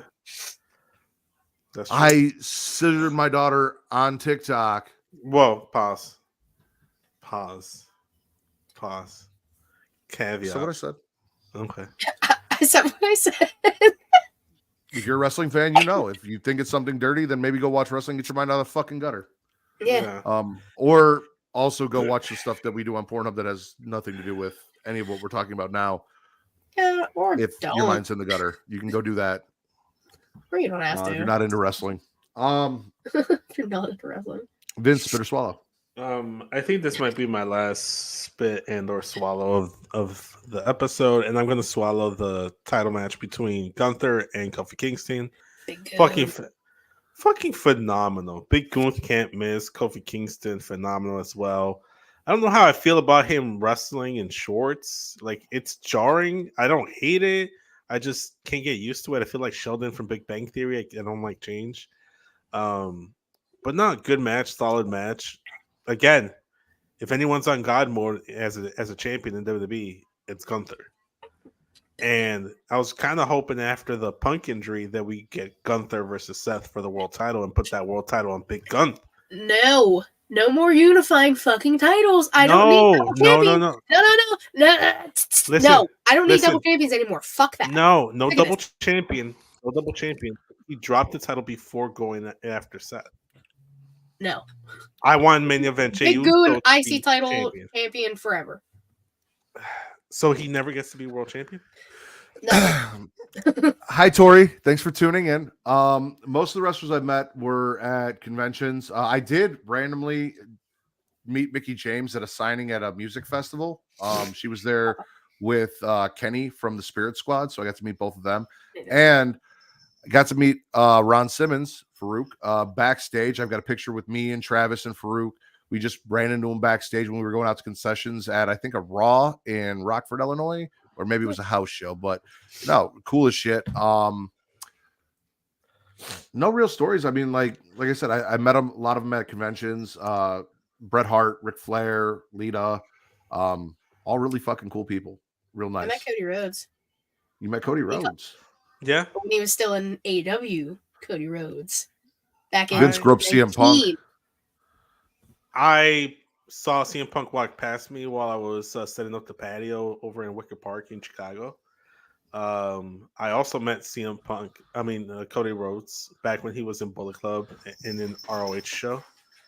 I had this moment at IHOP following, I think, an ROH show or an All In, where my ringtone at the time was One Love by I think the Outfield. If you guys never heard the song, I'll play it after the show. But it played loud as fuck, and my phone was charging in the booth next across from us because I couldn't charge my phone otherwise.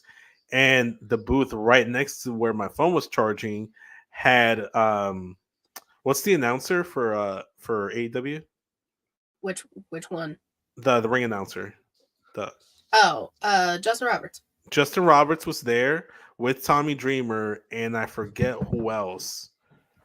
Just chilling at our IHOP, and then my phone goes off, playing the song, and I have to go over there to grab my phone and be like, "I'm sorry." I put it back, and then while the rest of my friends are laughing at me because they called my phone on purpose so that it ring, so I can have a moment there. 2 quick stories because Vince reminded me of one, and then I looked up and I was like, "Oh wow, I'm a fucking idiot." CM Punk, I did meet at a signing. I had a friend who had told me that he was CM Punk's cousin. So when I went up to CM Punk, this was post WWE, just before his first UFC fight. I have a signed picture, UFC CM Punk picture, because I had faith that he was going to be good, and I was very wrong. So I got the CM Punk UFC picture instead of a wrestling picture, and is what it is. I go up and I'm like, "Oh, hey, I know so-and-so." And he just looked at me and he goes, "Oh, okay, good for you." No idea who the fuck I was talking about, even though this dude told me he was CM Punk's cousin. And then when I went back to him and I was like, "Hey," so Punk had no idea who the fuck you are. He goes, "Oh, that's because he's on my mom's side and he doesn't recognize her married name. It'd be her." I'm like, "I think you're full of shit." Neither here nor there. The really cool story. I had been playing Xbox with a buddy of mine for about a year. We were talking about our fandoms, me being a wrestling fan, us both being horror fans. He was shooting a horror movie down in Austin, Texas. He invited me and my friend John to come down and check out the filming of the movie. Kevin Nash was in the movie. You can actually go to IMDb and look up The Association with Kevin Nash in it. You scroll way down to like minion number 4. It says Matt Ritter. I got an IMDb credit for it because they actually put me in the movie. And one of the things that I got from the movie, outside of being able to sit down with Kevin Nash for like half an hour and just talk to him, is Kevin Nash and me from a movie that never got released and no one will ever see. Which is so cool. Cool shit. And he still remembers me when I see him at conventions every now and then. That's fucking awesome. And my wife calls him Uncle Kevin, but he doesn't know that. So I've met a lot of people, but I'm not gonna tell any of the stories because it's gonna take too much time. Yeah, Jamie does seem really cool for a post show content. I love Jamie Hader. No, but that was Vince. That was my last one. Yep, yeah. Katie, spit or swallow. What do I want to do? I'm going to swallow Electra Lola, NXT, Lola Vice winning, sending Electra away. I mean, she's going to SmackDown regardless, but like it was a good way to like solidify it. Lola Vice, Lobos. she was sick and tired of Electra riding her coattails, and she was the hot new thing, and all that. And I thought he just like fully left. That was crazy. But I like the fact they did that, and it showed Lola can actually like hold her own and do her own thing. So I'm gonna swallow it because women. I'm with you. I had it on my list too. We needed to transition Electra to the main roster Exactly. while putting over Lola as the Latina. She has that contract, which has me so intrigued when she's gonna cash that in. Maybe tomorrow. Maybe tomorrow. I got one thing from SmackDown, one thing from Dynamite, 2 things from NXT, and I mean, we kind of talked about Bayley and everything, but we didn't really talk about on Raw. We didn't get into like how Nia came out and basically punked Bayley out and said, "Rhea's mine, find someone else." And Bayley's like, "I was gonna make that decision on SmackDown anyway. See you Friday." Crazy. We talked about how it played out. So yeah. I'll finish SmackDown. B-Fab showed up, joined the Almighty Prophets, because we're not calling them anything else around here, to almost, because they still have Paul Ellering, almost even the odds against the Final Testament. Yeah, Boom.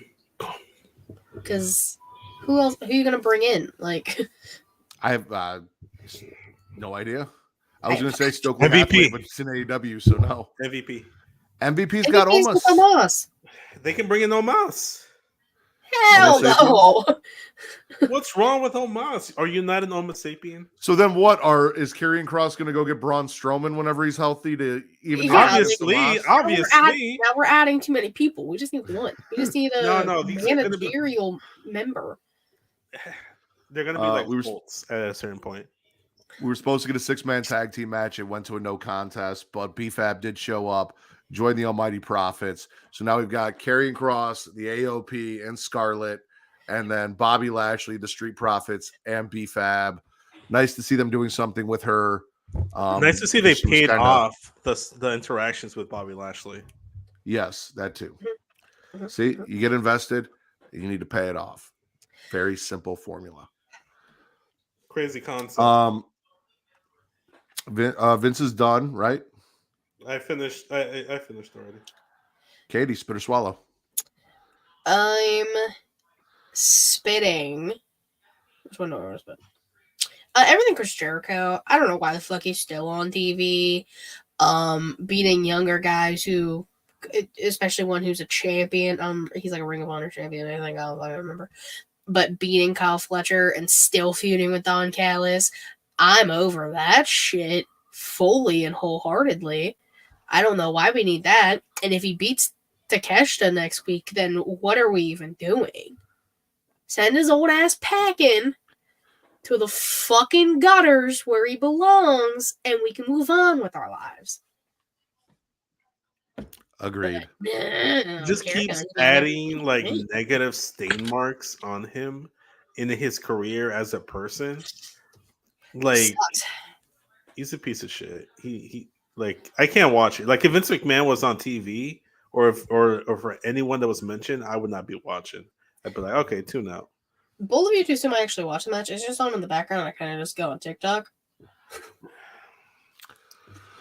Speaking of AEW, my last swallow for AEW, mustachioed Adam Page has his eyes set on the title and gets to pick Swerve's opponent tonight. Swerve also got to pick his. Swerve picked Toa Leona to wrestle Adam Page. Page got the win. Adam Page picked RVD as Swerve's opponent. Swerve got the win. Hook Why comes RVD? out, wipes out Brian Cage because Brian Cage thought he was going to get involved. And Hook's like, fuck that. Hangman then comes out and confronts Swerve to tell him he will never let Swerve win that title. And Swerve reminds him who won their last encounter and that That's Page good. and his mustache doesn't. I love that he's kind of embraced like I'm a cowboy. Now he's starting to look even more like a cowboy with the mustache. Yeehaw, and shit. bitch. Yeehaw, bitch. Assless chaps. I'm not doing that right. All right, enough of that. Speaking of that, Kate just played me this country song that I need to send you that fits right in with your assless chaps narrative. So I think I already know what song it is. I think was I it do. two British guys listening to it and then reading the lyrics back afterwards? Oh no, I know. I think I know the song, but that wouldn't surprise Okay. me. If it's a country song, I probably won't like it. Oh, come No, it's a on, great country song. Vince. It's great. I like my Kinda favorite nice. country. My favorite country song is Old Town Road. That tells you everything. You got to Country- take your horse to the Old Town Road. Katie, spit or swallow. What the fuck? I'm gonna stick a little bit with AEW. I watched Collision. I know. Look at me go. So proud of myself. That's because last week I didn't get the chance to because Royal Rumble. I was too depressed from last night to watch any wrestling today. That's fair. That's very fair. I would be too. If I didn't see most of the day. But we got Eddie Kingston, who's like a champion of 3 different things, taking on the bounty hunter Brian Keith with the pants up to the chest. Hell of a match. And then, rightfully so, Brian Keith gets his All Elite Wrestling graphic. And that's fucking cool. And they were in Texas, and, you know, cowboys and bounty hunters. Now I need Hangman, Bounty Hunter, and Bandito as Brian a Keith. trio. I need the 3 Okay. of them. Because, like cowboys and shit. It'd be great. All 3 in chaps. Because all chaps are assless. All 3 in bandanas, cowboy hats, and chaps. Okay. I like that. I like that idea a lot, especially with Bandito in there. I'm not taking credit for it. I've seen it all over Twitter. Really? I don't remember what the name of it is, but yeah. Yeah, people want them 3 of them to be a fucking... Oh, the good, the bad, and the something. But I can't remember what the 3rd one is. The good, the bad, and the musty? Musty? We're not talking about Valhalla. Which one's musty? Choose your words carefully. Hangman? Hangman's musty? I feel like Hangman would be a little musty. Especially all of with this that talk mustache. about wanting to see this man's asshole, and now he's musty. Listen, after seeing that mustache, I don't want to see anything from Hangman. I've turned away on Hangman. He hasn't given me what I want. Watch AEW. I've turned my Kind of back. like I did with The Rock versus Roman Reigns. After so long of not getting what you want, you just kind of gave up and said, "Fuck it." Thank you. Yes, it's like what's even the point? They can give me the assless chap Hangman tomorrow, and I won't care anymore. It's like you waited too late. I don't care anymore. All chaps are You know why? You know why? Because other wrestlers are doing it better. Io Sky. We talked about Bailey. I forgot to mention Io Sky looked amazing too. Io Sky looked amazing too. There's no question. They always do. What the fuck? Who's the one that did assless chops? Oh, Rhea. Rhea did assless chops. After I saw that, I didn't need anything else. Come after my woman, I will end you. I'm not coming after her. She's mine. You know who else got ended? Dragon Lee got ended on NXT. Next Swallow. Obafemi came out and swatted that man like a fucking fly, just out of the air, wrecked him. Aggressive. Unnecessary. I mean, kind of Obafemi necessary.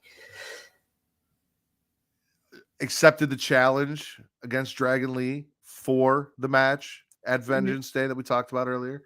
I love Dragon Lee. Dragon Lee's fantastic, and he sold his ass off because that looked like it fucking hurt, and that made Oba look like the fucking beast that he is. Not a fucking beast, the beast that he is. Obafemi is amazing. So much so that he joined our Meeting Men Invitational on Getcho during the sweaty session. He was one of my early picks. He's been so impressive. They've done such a good job at building him up as a legit threat to everyone. Go check out Just, Vince, and a very special guest in the Meaty Men's Invitational. It's something that you have in the closet where you hang clothes on. That's the only thing. Fucking of course. Any more spits or swallows, Katie? I have a few. How many? Also, who else do you expect to talk about big meaty men slapping meat?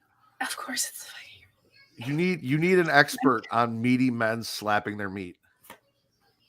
Which they haven't made a cameo on here in so long, and I think the world has been okay. I mean, listen, if you want some meat slapping majesty, no, don't put them on. Katie, you do it to yourself. You do it to yourself. You didn't have we titled an episode "Meat Slapping Majesty" yet? No, I don't think so. I don't think the word majesty has ever been in the title. Hold up, I'm gonna write that down. I don't know. I had swallowing signees / swallowing signings because I don't know which one you wanted. Okay. We are like Arby's. We have the meats. Wait, you said meat slapping majesty. Okay, because I had written down going in the back door because I think Taekwon wrote it down, and I wrote it in the comments. Yeah, going in the back door. And then the other one is "You cucked my Cody," which is my personal favorite right now. Is "You cucked my Cody." Chai Meat Packing District. No, I'm on the show. That's not the title. And no, and Justin's not here. Swallowing. Willow Nightingale, Queen Aminata. On Rampage, I also watched Rampage. I know, look at me go. Also, this is for the people who say we don't talk about AEW enough. We had this conversation a few weeks ago, and I kind of felt bad, so I made sure to talk about AEW. Pish posh. So that match was great. of course. And Queen Amanada had a fantastic match against Serena Deeb tonight on Collision. I'm waiting for her to get her graphic because she rightfully deserves it. And she's continuously showed out on all 3 AEW shows. Ladies and gentlemen, finally the Rack has come back. How you doing, Bestie? I agree with you. I agree with everything you say. You're my favorite person in the whole wide world, Bestie, Katie. Yes, Queen Amanada and all that. Glad you were watching the AEWs and support the AEW fans that listen to the Smackin It Raw podcast. Listen, there are 2 things that the Rack is an expert in. Man meat, especially the big meaty man meat, and crazy. And speaking of that, the last swallow that idiot Matt Ritter had written down on his list is the crazy. Tatum is in love with Lyra Valkyria. So much so that she is speaking to pictures of her and Lyra as if she is talking to actual people. Lyra catches this woman just like having conversations with herself and everything. Lyra's like, hey, listen, like you stole my gear last week. That wasn't really cool. I wasn't planning on like that whole thing. Can I have my clothes back? Preferably washed. If you haven't been sniffing them. She wants to fight Lyra's fights for her. She's like, listen, you don't need to defend your championship. I'll go out there and I'll just beat up everybody before they get a chance to get with you, starting with Roxanne. And Lyra's like, I don't think that's necessary. Like, I like to wrestle. I would like to have matches. Can you please not do that? Like, no. Tatum's like, no. Then she goes out. She has her match with Roxanne Perez. We know how that goes. Blah, blah, blah. But Roxanne Tatum was a fun match. Tatum is the kind of crazy that Katie says you are not supposed to put your penis inside. However, the Rack recommends that the best place to put your penis is inside the crazy. Yeah, we're going to have differing agreements about that always. You know what? Is it the best decision you can make long term? No. Is it the best decision in the moment? Yes. Listen, Vince, as someone the Rack has put his meat inside, I would have to agree. In the moment, great decision. Long term, this has been a terrible situation.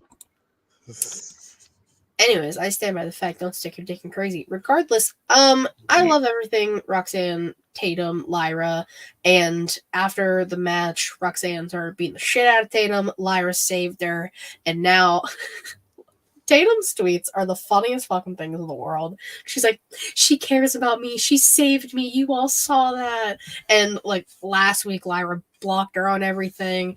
It's perfect. It's the modern day, even though it was like not that long ago, like the modern day Mickey Trish. That is correct. And we all know what happened with Mickey and Trish. So fingers crossed for Vengeance Day.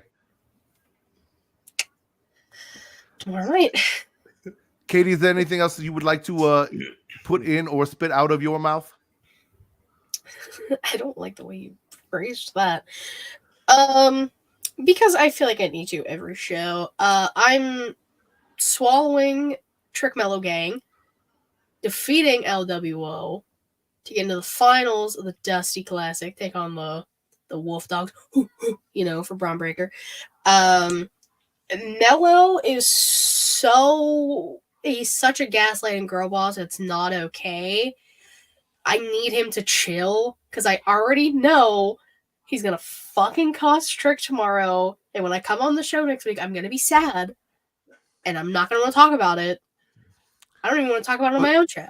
But see, Katie, this is okay, because then when Damian Priest cashes in the Money in the Bank on Dragunov, it is not taken away from Trick Williams' win. Like, Trick will already have lost because Mello screwed him. We can move on to that feud, and Dragunov can lose his belt to Damian Priest. I believe that is a discussion y'all had. So, like, this all works out perfectly. But, like, I don't want them to break up. It's going to happen, Katie. I don't care. If I get the one-on-one at Stand and Deliver, I'm kind of okay with that, because, like, I'm actually officially going to Stand and Deliver now.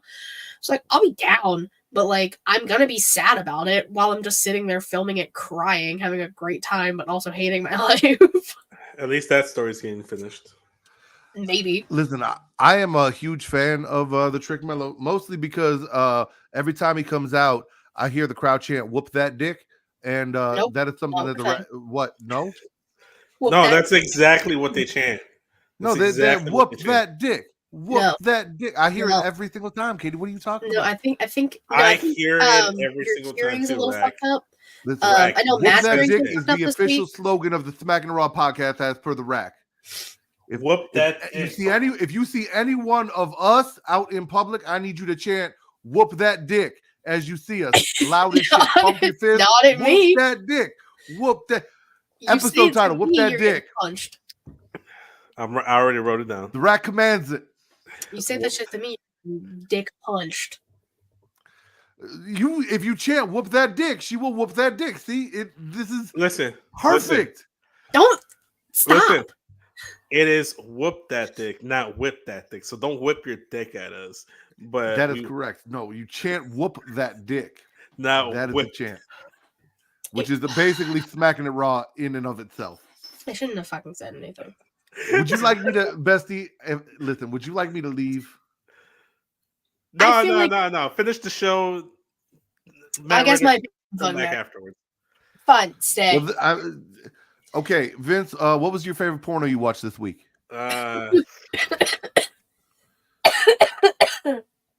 It's hard to say because I only really watched Raw and SmackDown, and I didn't really like what happened on SmackDown, but I didn't really overly enjoy. I'm gonna say Raw by default. Okay, Katie, for you, NXT. was there a lot of DP on NXT? I know that is your favorite thing. Don't fucking say that ever again. Sorry, DDP, not DP. Sorry, was DDP on NXT? No. That is what I meant to say. Okay. Anyway, I am also going to go with NXT. DDP was on the Royal Rumble. SmackDown was like right there until the finish. And listen, if you're not going to give me a good, solid money shot to close the show, then I cannot endorse the show. So, because I did not get that money shot at the end of SmackDown, we are going NXT. Also, for those of you listening, if you did not check out the episode that idiot Matt Ritter and Lord Cusselot Travis Pointer did of the AVN Awards, officially DDP stands for double dildo penetration. And that is when you take a double-sided dildo. And anyway,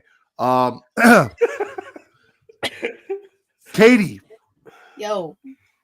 can you please plug yourself for everyone watching? I'm sure they would enjoy that.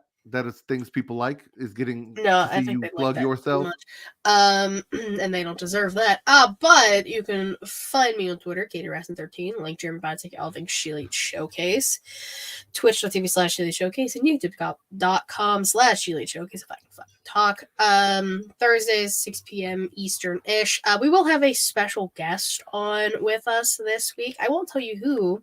You have to watch and fucking find out. Is it me? No. How'd I do? Listen, she said special, Vince, not special ed. This is a whole different conversation. Oh my god. The most special guest that the Sheelite Showcase has ever had is the Rack, so obviously I am coming back. No, it's not you either. Well, that is disrespectful. Almost as disrespectful as I just was to Vince. That is, anyway. Vince, being that you are a fan of the assless chaps and you are wearing pajama pants, this should be easy for you. Please plug yourself. Yes, you can follow me on Instagram and Twitter at SESVince. Link to my bio takes you to all content that I produce.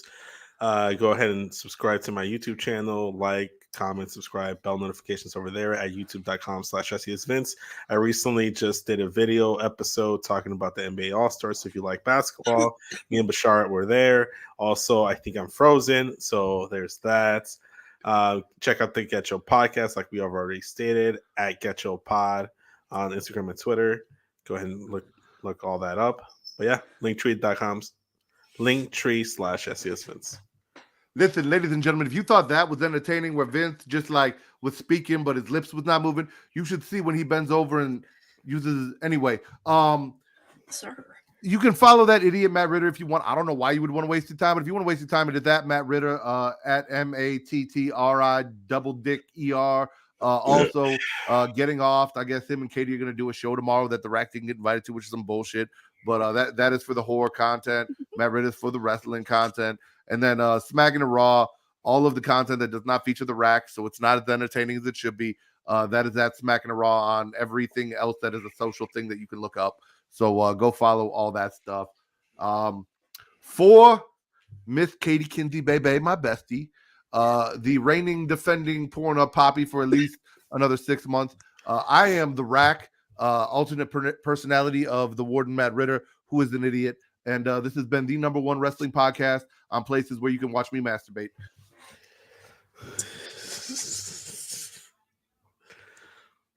I can't play the outro in case you're waiting for me to play the outro.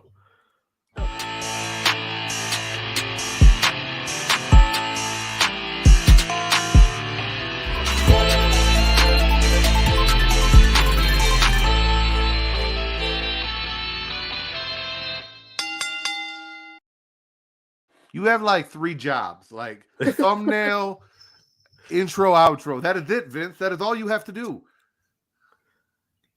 I was frozen. My screen was frozen. How can I play the outro if I'm frozen?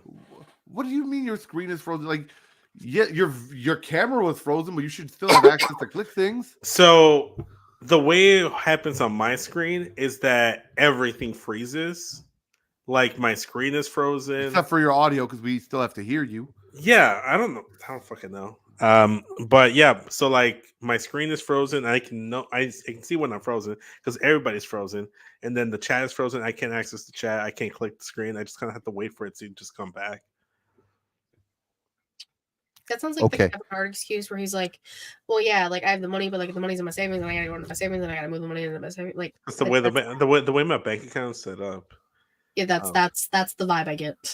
No, Listen, actually, no. It is only apropos that when The Rock shows up, The Rack shows up, Katie. I don't know why you have to continue this facade, facade, if you will, depending on how you want to pronounce stupid things, about how you do not love the presence of The Rack. You know we are besties. We have matching tattoos and everything. So, like, I need you on our ankles. You are basically the Tony Storm to my Deonna Purrazzo. I don't understand why this is a thing with you. I thought you'd be the Tony Storm to her Deonna Purrazzo. This is why we do not pay you to think, Vince. You don't pay me at all. Like I have a tattoo. Exactly. You are finally catching on. Fantastic. I'm so proud of you. Travis doesn't pay me either. By the way. Does your cup say dad? It says cat dad. Oh, okay. My sister gave it to me for Christmas because I finally have a cat now. So she says I'm a cat dad. You've had that cat for a while. You didn't just finally get a cat. Well, I mean, like finally got a cat because Melissa's had Hugh for about 6 years now, and then my sister's had Mac for 3 years now. So, and then my sister's boyfriend had Poe, who unfortunately passed away a few months back.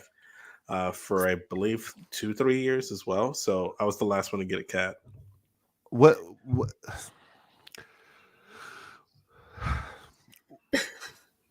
Vicente, what did you say that Melissa's cat's name is? Hugh. What? Hugh. Yeah, Hugh. Huey. Is it Hugh or is it Huey? It's Hugh, but you also call him Huey. Why? What's the issue? The Rack is just not a fan of naming animals like weird people names in general. Names? Not just human names, but like weird human names. Like, when was the last person that you met who was named Hugh? It was probably in the 50s. Like, nobody, Hugh Jackman, right? When was he born? Like the 50s because he's Wolverine? Maybe like no, it's not earlier. Hugh. It's not Hugh in terms of the name. It's Hugh in terms of his color of the coat and his eyes. They just kind of went with that. So it's H-U-E. Yes. H-U-E. Like Hugh, like is in like color. Yes, no, we have established that. I understand that part. I'm still not enjoying it. But it's a good thing it's not your cat, then, right? I mean, it doesn't have to bother you, right? I'm just gonna sit back and let this. I mean, there is a lot of pussy out there that is not the Rax that still bothers him, Vince. This does not change the ownership. Does not change the fact that this pussy is annoying me. It's okay. Huey is around everywhere. Just call him Huey. Listen, Get we over will it. just call him Huey, and then we will be okay. We don't have to mention the fact that his name is Huey. That's literally what I just said. It's like, just call him Huey. Yeah, no, We'll Huey. be done with it. Absolutely, yeah. It's you too. Just never say Hugh in front of the rack again. Okay. Katie, what about you? You got any feline friend that you have names for? Not anymore. My Well, cat that is died sad like and 2 years depressing. ago. That is very sad and depressing. Sorry, I brought His that name up. was Let's move Lucky. on. He was an all black cat. He was the greatest thing in the world. Shout out. Black cats are amazing. Like I hear that they're nothing but very lovable. Oh, he was great. He was a little chubby cat. He did have diabetes. We did find out towards the end. But we found him and then his brother and his sister. So we had 4 cats at a certain point in time. We sent 2 of them off. We sent the twins, the 2 girls, Tyler and Skylar. They got sent off to my mom's friend who she had a bunch of cats. Then we had Zippy and Nice. Lucky were the 2. Okay. So Well, listen, everyone gets to talk about their pussy but the rack. You just gonna leave before the rack gets to tell his pussy story, Vince? That is rude and fucked up. You just sit there for 2 seconds, let the rack finish what he was gonna say, and then you can go because I know you want to leave. Relax. Oh, motherfucker. Wow, that's crazy. That is why he's not gonna win the Porno Poppy Race 2024. I'm rigging the shit out of this bitch. Don't put me on the bench for a month. The rack is showing up every episode, period. The rack will officially be Pornhub Poppy 2024. What the fuck? Don't take my It's title. what it is. Look at him come back. You know he didn't want to leave the rack. That's what I thought. All right, so there is a XXX animated film called Fritz the Cat. If he doesn't, I just don't know what to do. I'm just gonna sit. There's a XXX film called Fritz the Cat. Okay. Matt's beautiful, lovely, talented, handsome wife, Kate. She got a cat, and the condition of her getting the cat, because she was living with her younger brother at the time, was her younger brother got to name the cat. So he named the female cat Fritz, which is the name of the male character in the movie, because he thought she would not agree to this. Because A, it was a XXX animated film. Yeah. B, it's a boy's name for a girl's cat, but apparently that is like a theme in their family. They have a girl dog named Dave. Like I don't know what the fuck they're doing over there. Dave. That's amazing. Yeah, Dave the girl dog. So there is currently pussy running around this house named Fritz, named after a cat in a XXX film. Yet apparently Matt Ritter and the Rack are the sick demented ones for all the porn stuff. Even though before the Rack even showed up, or Matt Ritter, she had already named her cat after basically a porno. So like I don't understand what that is about, but you know, to each their own. That's okay. Story. See, listen, story time with the Rack, baby. Hey, that's my thing. Well, technically it's Adam Cole's thing, but he don't know how to tell a fucking story. Listen, that's true. He tells a story every once in a while. It's not every time. Sometimes, occasionally, we'll tell a story. And I have a nice space between my name and the baby for legal reasons, because I'm not trying to get sued.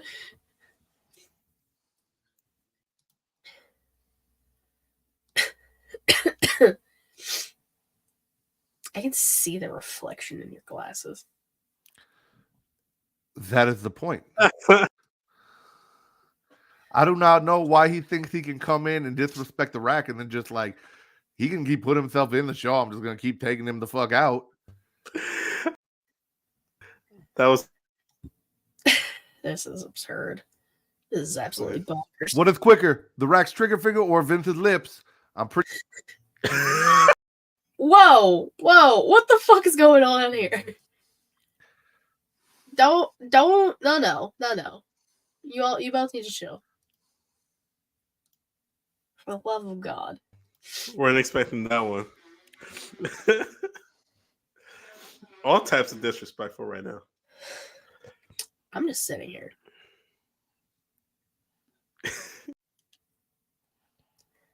I was like, what are you doing? Oh, God.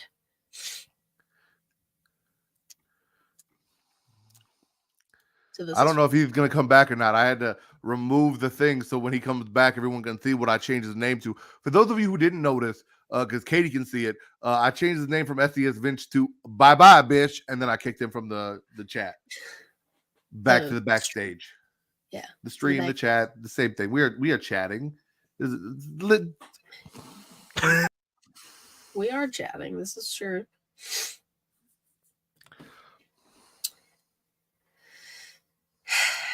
I have a feeling he's going to try and go in and edit my name and headline now. Probably. Nah, I don't gimmick infringe. I don't steal gimmicks.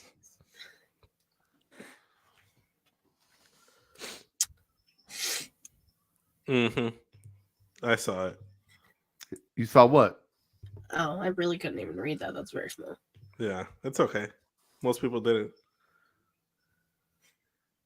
Well, you should come back and at about 2 minutes and 10 seconds into the stream, read Vince's title. 2 hours, 2 minutes, same difference. There's a very big difference. He changed it to Pornhub Cucky, which reiterates my point that the title should be "You Cucked My Cody." What are the options for titles, Vince? It is "You Cucked My Cody," "Go into the back door," "Meet Slappy Majesty," "Whoop That Dick," and "Swallowing Free Agency" or Swallowing signees. Signees, yeah. Katie, of that list, even though your answer should be "Whoop That Dick," what is your favorite on that list? I don't care. Because I'm going to get outvoted anyway, so it doesn't matter. Well, right now it is "Whoop That Dick." Vince's pick of cucking Cody, or "You Cucked My Cody." You Cucked My Cody, and then you. So it is at least a 3-way tie if you pick something else. There's at least one person here. Or you could just go with "Whoop That Dick," and we could outvote Vince. Well, you're going with "Whoop That Dick." Katie, which one were you gonna suggest? I don't know. Because depending on which one you pick, I might just go with whatever you pick so I can outvote Matt. Or the rack at this point. We're not playing this game. I'm not a pawn in both of y'all's fucking game, so I'm not giving an answer. You guys can decide. This is your show. No. You're part of it. This is a trio now. This is a threesome. I'm not being a pawn. I'm not playing these reindeer games. I'm not Rudolph. I don't want to be part of these games. Well, Rudolph actually wanted part of the reindeer games. He just didn't invite him into the reindeer games. It's really bright in here all of a sudden. What are you guys talking about? Isn't that weird? Titles for the show. Me and the rack were just like whipping their dicks out during the stream. That's something that you claim you're going to do, but you won't even take your shirt off, so I don't believe that you're pulling your dick out. But our metaphorical dicks. Katie, what are the options for titles? I don't even know. The only one I wrote down because it was the first one that got brought up was Swallowing Signees, and there's something about Meat Slapping Majesty. I think something about Cody being a cuck, and I think another one, and then something about Whoop That Dick. I don't know what the other one was. What did the rack vote for? Take a guess. That dick. Okay, Vince, what do you got? I'm leaning between "You Cucked My Cody" and "Meat Slapping Majesty." Okay. So anything. How do you feel about how do you feel about Meat Slapping Majesty, Katie? That's fun. Neutral or pro? No, that one's good. Okay. Majesty's a fun word. We can go Meat Slapping Majesty then, because if Katie hadn't put in her 2 cents, I was gonna go Whoop That Dick, and then it would have been 2-1, and Vince would have lost. How the fuck does that even work? The rack voted and Matt voted, and that's 2 votes. No, you can't get your split personalities to count as multiple votes. Why not? Multiple personalities. At that point, just pick the fucking title. Don't even ask us. It's called dissociative identity disorder. It's not called multiple personality disorder. It's like different. I did a whole thing about it. I was a psych major and a social work major. I Cheers. didn't realize he had signed Katie as a special attorney counsel. No, I I am just like Katie's special counsel. I just like proving that I know stuff. It's like the same thing when people say the R word still, and I correct them, and I'm like, that's not allowed. You know what I'm saying? It's like the same thing. What Multiple are personalities? Think Raisin about Bran? Oh my god! It's like the same thing with like multiple personalities. It's not called that anymore. It was for a long time, but they changed it. So here's where I'm at, because Vince picks the thumbnail, right? Mm-hmm. Yes. So Cucking Cody, that's the title that you liked? Yep. Okay. If you get a good picture of The Rock hugging Cody and you can fit Cucking Cody in there, I feel like that's a good title / thumbnail. If you get any picture of Obafemi, especially him swatting Dragon Lee down, meet slapping Majesty. Okay. Well, how about I usually just go to WWE's image page or whatever, and just I have a feeling you're going to get a better picture of Cody and The Rock than Obafemi and Dragon Lee, but Probably. I got a picture of CM Punk with now. Triple H. I got a picture. Okay, that's not anything that we talked about, but I'm glad you're looking at stuff. There's one of Cody hugging Punk, another one of Cody. Also not what we talked about, but okay. He's still on Monday. He's got to go to the gallery. Because it could be like you cucked my Cody. It could be like Punk being like you cucked my Cody. But I'm still going into the gallery. Like I'm going into things. I haven't gone into it full fledged because we were recording the show. Is anybody out there? I feel like I'm talking to myself. Okay. I mean, you and the Rag talk to each other. Me? You know, you make it seem like you and the Rag don't get along, or the Rag doesn't like Matt Ritter, but y'all collaborated very well to try to get your title. I was just agreeing with the Rack because I like whoop that dick. We are smacking it raw. Then let's just go with whoop that dick then. But Katie likes slapping Majesty. I'll go with whoop that dick Cody, if that's and what you want. I feel like Cucking Cody, depending on the thumbnail, might be the best way to go based on we spent more time talking about Cody getting cucked on the show than we talked about. Then the majority. Bailey was a very close second. And I did keep going back to Cody getting cucked. A solid 45% of the show was Cody, Dwayne, Roman. Yeah. So see, I'm conceding here to you, and all you're sitting here doing is talking shit about me and the Rack. The Rack does not like me. I cannot help that. I don't know what I did to the guy. The Rack just lives inside of his head. There's a whole episode about it. I think what it is that you have the majority custody of you, and the Rack is like the Hulk, and you're like Bruce Banner. You control most of the aspects of the day-to-day life, and only bring out the Rack for certain specific moments and occasions. Am I crazy, or does Vince's hair look like a helmet? Kind of does. I've been looking at it the whole time. I think it's why it's very smooth and shiny on the top, but then it looks like there's a it looks like a hat or something. Yeah. And I was like, is he wearing a hoodie? And then I'm like, no, his hood's down. What the fuck's going on? It looks like a beret, you know, like the French hat. Yeah. That's cool how you did that, Vince. Not really a fan of the hair at the moment, but thank you. Why didn't you wear a hat then? You got like 40 million of them. 40 million, but then they got hat hair, and it's a whole thing. I've been meaning to get a hair. You care about hat hair. I care about hat hair. I mean, theoretically, right now you kind of have hat hair. Your hair looks like a hat. Not theoretically, more literally, more in the literal sense, I guess. Figuratively, literally, emotionally, mentally, physically. I mean, anally, spiritually. I don't like what you said. You didn't have to say that. Yeah, like I didn't hear you. Bitch, I heard. I hear all, kind of. I like that one I found of The Rock in the background with Roman in Oh, the you're still background. sending me pictures. Wayne. Oh, I sent it to the Getcha one. I thought I was sending it to the one with Katie on there. Yeah. Wow, yeah. that's fucked up. That's crazy. I kind of like the handshake one because it looks like Cody's about to cry. I'm trying to You find ever pictures do of her him life? crying, and he's smiling in the one where he hugs Rock. Yeah, You but can where they're see shaking his, hands, it kind of see looks his like he's face crying. drop when they're talking. hmm Like he's smiling right there, and then 0.5 seconds later, face drops. Why are you sending these all? Oh my god.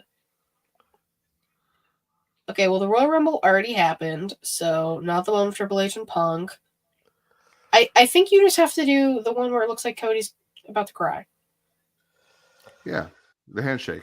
I'm gonna keep looking to see if there's one of like just Cody crying just fully. Did you Like, find anything of Obafemi swatting the fuck out of Dragon Lee, or did you? I Just haven't not looked look? at NXT. I haven't looked at NXT. I started looking at this first, and I'm gonna go into NXT next. Because I didn't want to go into the stuff with NXT because I hadn't watched the show yet, and I didn't want to ruin like details of it, even though I know what. We talked about the whole show. Not the whole show. What do There you was mean? like No, literally everything that happened on the show, I don't know Except about that. one match. which was what? Fallon and Ariana. Yeah, Fallon and Ariana had a match. Yeehaw, bitch. Yeah, Now we've talked about the whole show. Well, wait, hold on. Let me check. God damn it.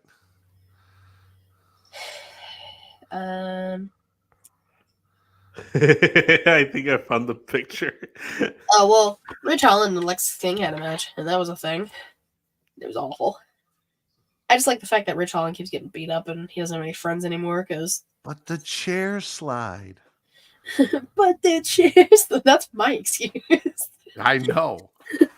Listen, I'm the waiting chair for slide's Vince to send dope this as picture fuck. that he said he found. Chair slide. Oh dope no, as because fuck. I found other ones. But hold up, I'm gonna send you the other ones first, and then I'm gonna send the final coup de grace. Don't cock tease me. Just send me the one. Hey, Sad Yoshi became the MLW World Heavyweight Champion tonight. That's cool. I see people are mad about it. I don't watch MLW, so. Yeah. Is that the one? Is that what you were thinking? That's meat slapping majesty right Okay, there. how's about this? I'll make both, and then you choose at the end, and then you send it to Travis. If that works for you, that works for me. Oh my god, like the stance he has. A murder Dragon League. It's insane. Oh man!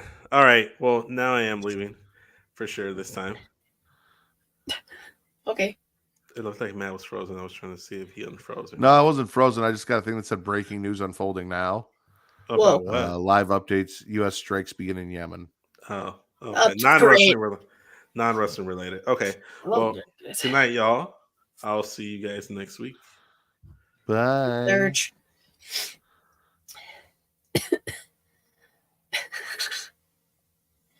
My hand hurts. Ow. For as depressed as I was to go into the show, I feel like it turned out pretty well. I think we had a great time. Even though you're a hater. The fuck? Why? Because the Rack. Listen, the Rack and I have a love-hate relationship. I don't know. Tell me he didn't make you smile at least twice. At least it's usually like, oh, smile at least once, twice. Fine, I'll give you twice. Was it the DDP thing? The DDP thing? I was just like, God damn it! It got You're me. smiling. I am. I am what I am. Rack out here delivering smiles. Is that their slogan? I don't know what their slogan is. I don't fucking know what their slogan is. Apparently, it's whoop that dick from what I was hearing in my head. And then, of course, you're like, if you chant whoop that dick at me, I'm going to punch you in the dick. And you just set him the fuck up. I did. And you know, I didn't think about it. You're sick. We'll let it slide. I'm ill. Yep. Yeah, that's You can't be held accountable for the things you say under the influence of influenza. influenza. Jesus Christ. No, I don't know what I have. That's the problem. I'm sick. I'm gonna go to Bed Express tomorrow. They're gonna be like, you have like 15 things wrong with you. I'm gonna be like, fuck. It's gonna be a bad day. But it's fine. We're tough it out. I mean, unlike other people that I know, if it is something like COVID, I know you'll still show up for the show tomorrow, despite it being COVID. Because I know people who get COVID and just like can't work for 3 weeks. So I have done, I think, the 2 times I've had COVID, I did probably 4 or 5 shows between those 2 times.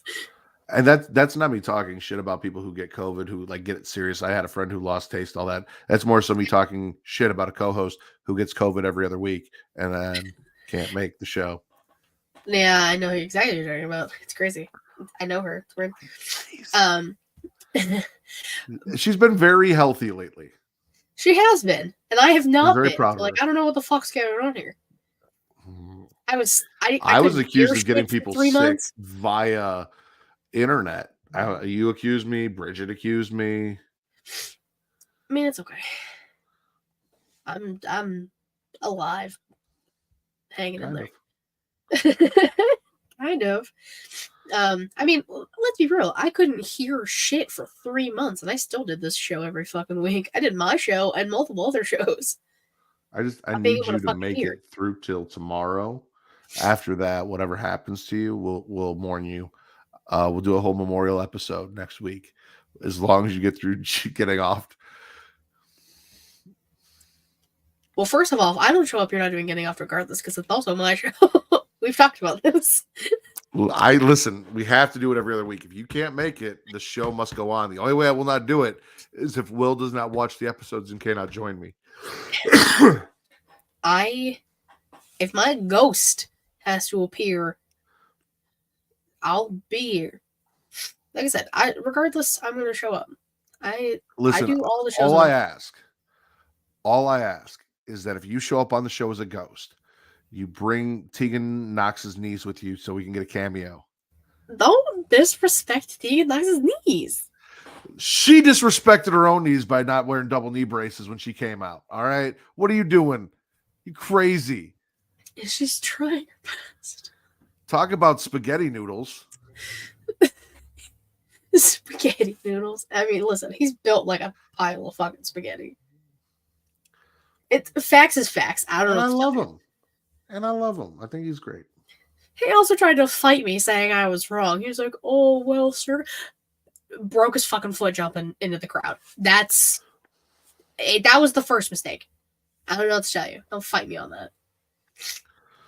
He has had a lot of injuries. It has been unfortunate. He's also older, and as you get older, you get a little more brittle, and fighting the kind of matches and the things that he's done takes a toll on your body. Yeah. He may have skipped tricep day. Drew didn't. For obvious reasons. What? You don't want to know. I don't want to know. You don't want to know. I'm glad I don't know. Ugh. I can tell you this though. When this episode ends, I am going to go look up some stuff from Sophie D. Who? Don't worry about it. If you know, you know. Oh no. See, but that's the problem. I don't know anything.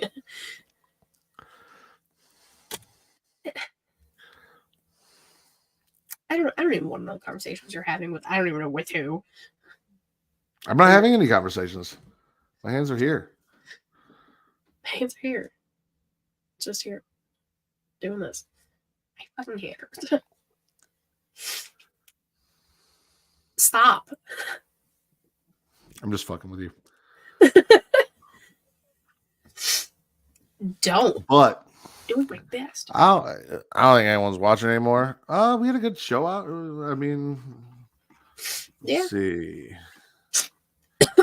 We had Vince show up and then leave. Allison was here. Mhm. Amani showed up. I said her Mhm. name right this Yes, you did. week. The did. Will Gray showed up. Wisebot was here. Let us know that my boy Kill Bill resubbed. Uh-huh. But Apron Bump showed up. Taekwon, who normally doesn't come to this show, No, he's showed up. usually a creative conversations kind of guy. Yeah. Just was here. Timmy. TTV Roscoe Bosco was here, and he was chatting it up with Taekwon. Yeah, Timmy showed up. Devin showed up. Reek showed up, which was up. out of nowhere. Yeah, I don't know the last time We he love showed Reek, up but to he's this never here. Not live. TC, we get more than Reek. Yeah. We got Timmy. Well, I guess Timmy just changed his profile picture. Oh yeah, there was the one shot, I don't remember what it was, but he changed it every time he put a new something in the chat. It was a different picture. And Tori Blonde showed up and had us tell some stories about meeting wrestlers. I didn't really get to tell a story. You guys did. I said I Well, met you Cody Rhodes said- at AEW. I was gonna say you said you didn't want to tell because you take forever, but I mean, if you want to tell one now, we are on the post show. I didn't even get the chance because you guys were just rattling them off. No, the Cody Rhodes one. Listen, I flexed for a while. I made that my picture on Twitter. I was like, I'm flexing real hard. I met Cody Rhodes. It was AEW's first time in Pittsburgh, and I went. It was the first time I went to a wrestling show alone, I think. And like I ended up tweeting, and like Cody retweeted it, and I was like, the fuck is going on here?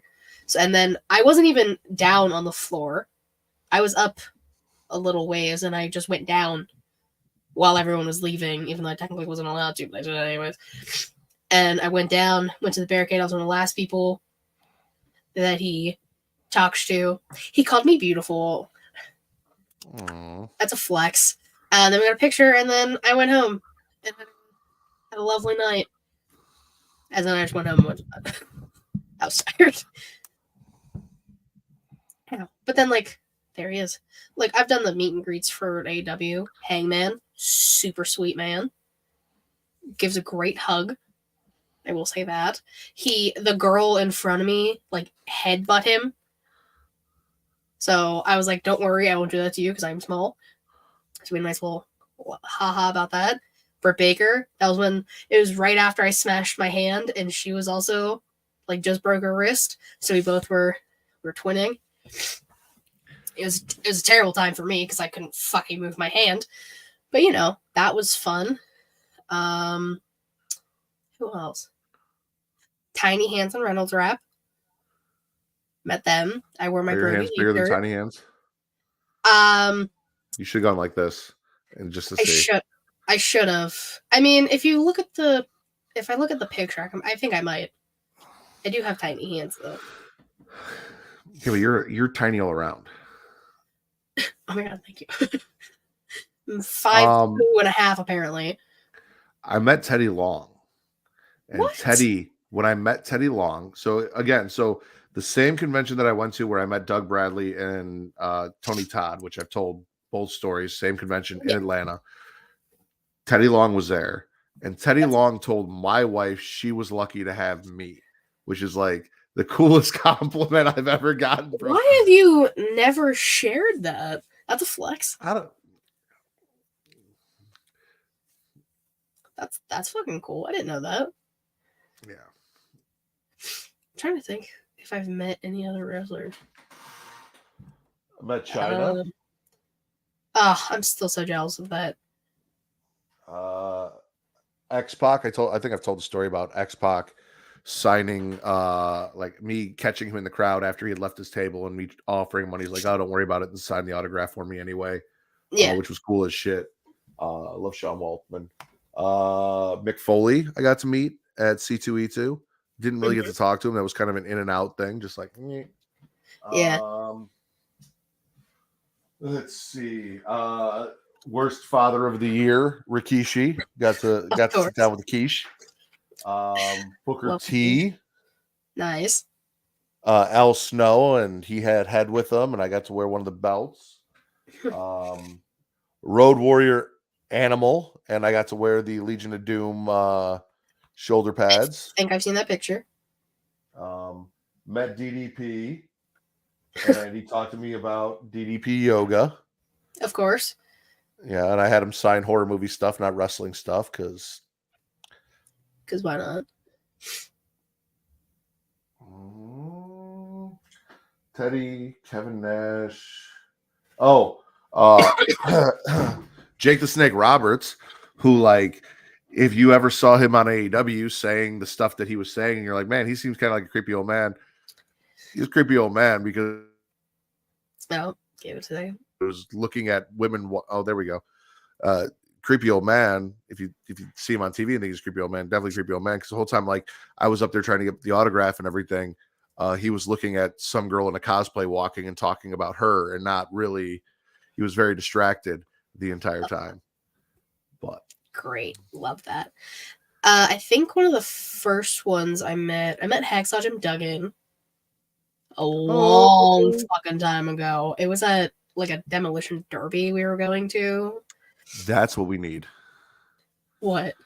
As much as you love calling me a whore whenever I plug our shit, we need a Hacksaw Jim Duggan ho so that I can be like, Katie, what am I? And we can just play the soundbite. Ho! I mean, we can do that. You have that power. I got to talk to Vince. He's the one that, again, I said he only has like 3 jobs. He has a lot of jobs. Vince gets the sound bites. Vince does the thumbnails. He has to show up on the show and actually give Spitzer Swallows. Justin's Yeah, see, Justin's got me. And also, he's supposed to play the intro and outro. So Vince has like 4 jobs. And we love Vince. I talked a lot of shit about him tonight, but we love Vince. y'all were going at each other. And his weird hat hair. Yeah, it was really weird. Oh God, I don't even remember how long ago that one was. I mean, I just recently met Kurt Angle. I don't know why the fuck I didn't say that one first. Facts. On his birthday, no less. He had a cake. I don't know if I took a picture of it, but they brought out a cake of literally just like his chest up. It was crazy. It looked so realistic.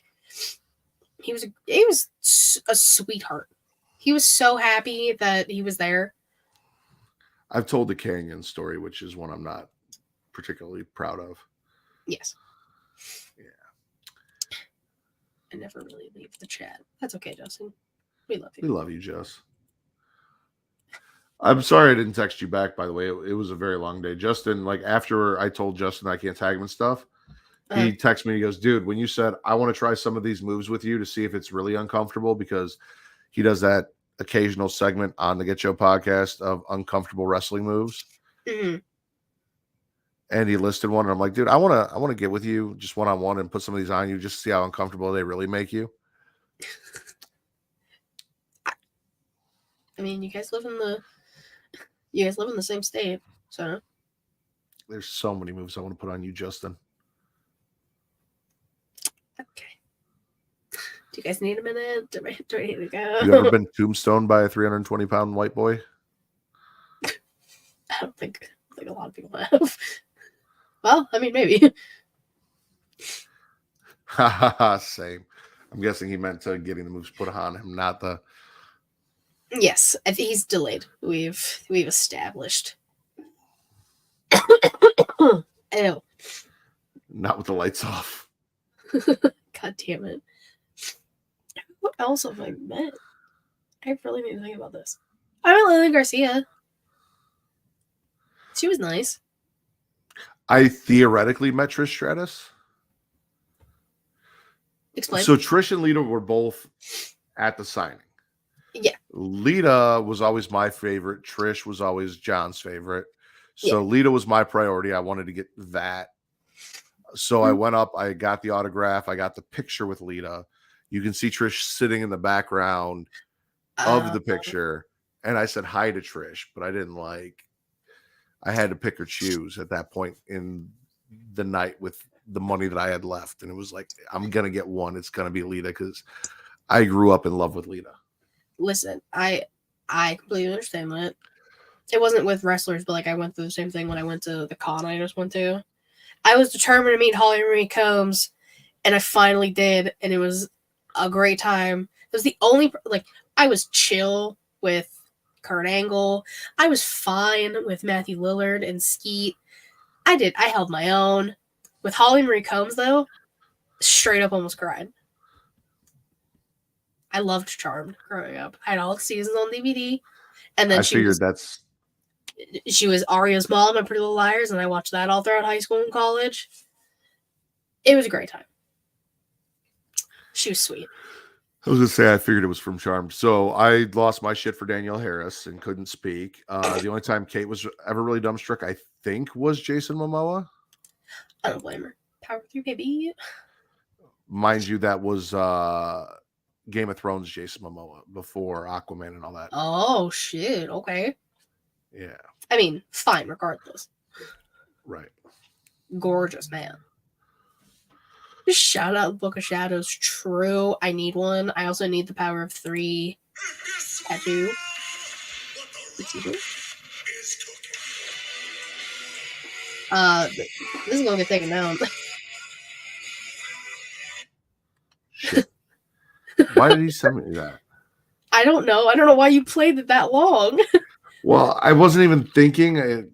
I opened it up. I was reading. So he sent me like an article from TMZ that was explaining that Yeah. the whole point of the Rock thing was to take focus away from the other really bad stuff that happened. All the other garbage shit that's going on there. Yeah.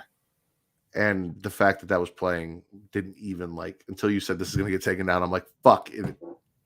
It should realistically be fine. I think you played less than 15 seconds. But you never fucking know. I'm just trying to help out a homie. I appreciate it. Yell at you again. Oh, me. Yeah, that's me. Just the homie part, not the extended hoe.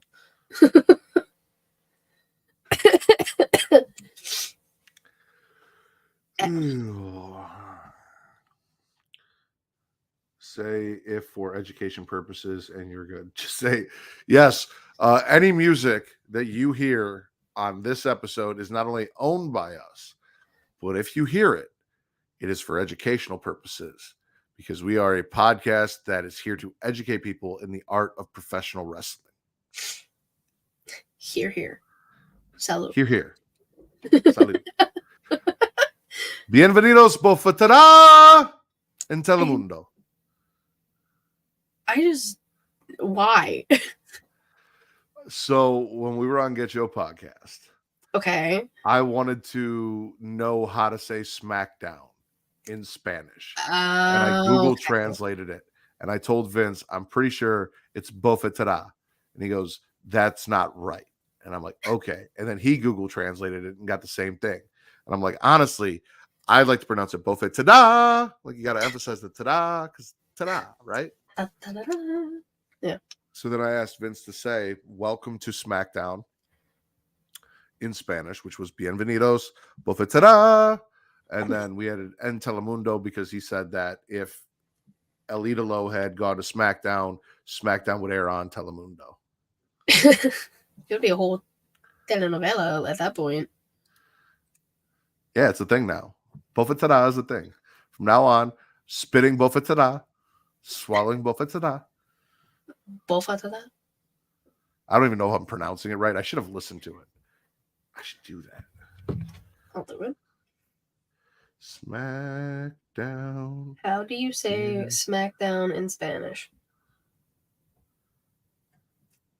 In Spanish, SmackDown is golpear hacia abajo. That's what my Siri told me. Bofetada. See? Bofetada. Bofetada. Bofetada. What the fuck did mine say? Bofetada. Bofetada. I don't know. My That's Siri Google gave me a Translate. weird fucking answer. He gave me like a whole thing. But that's okay. He did his best. I should have asked it in Spanish. Should have said, ¿Cómo se dice SmackDown en español? Por favor. Yeah, 10 years of Spanish. see. Let's go. I can still ask. I can still say things.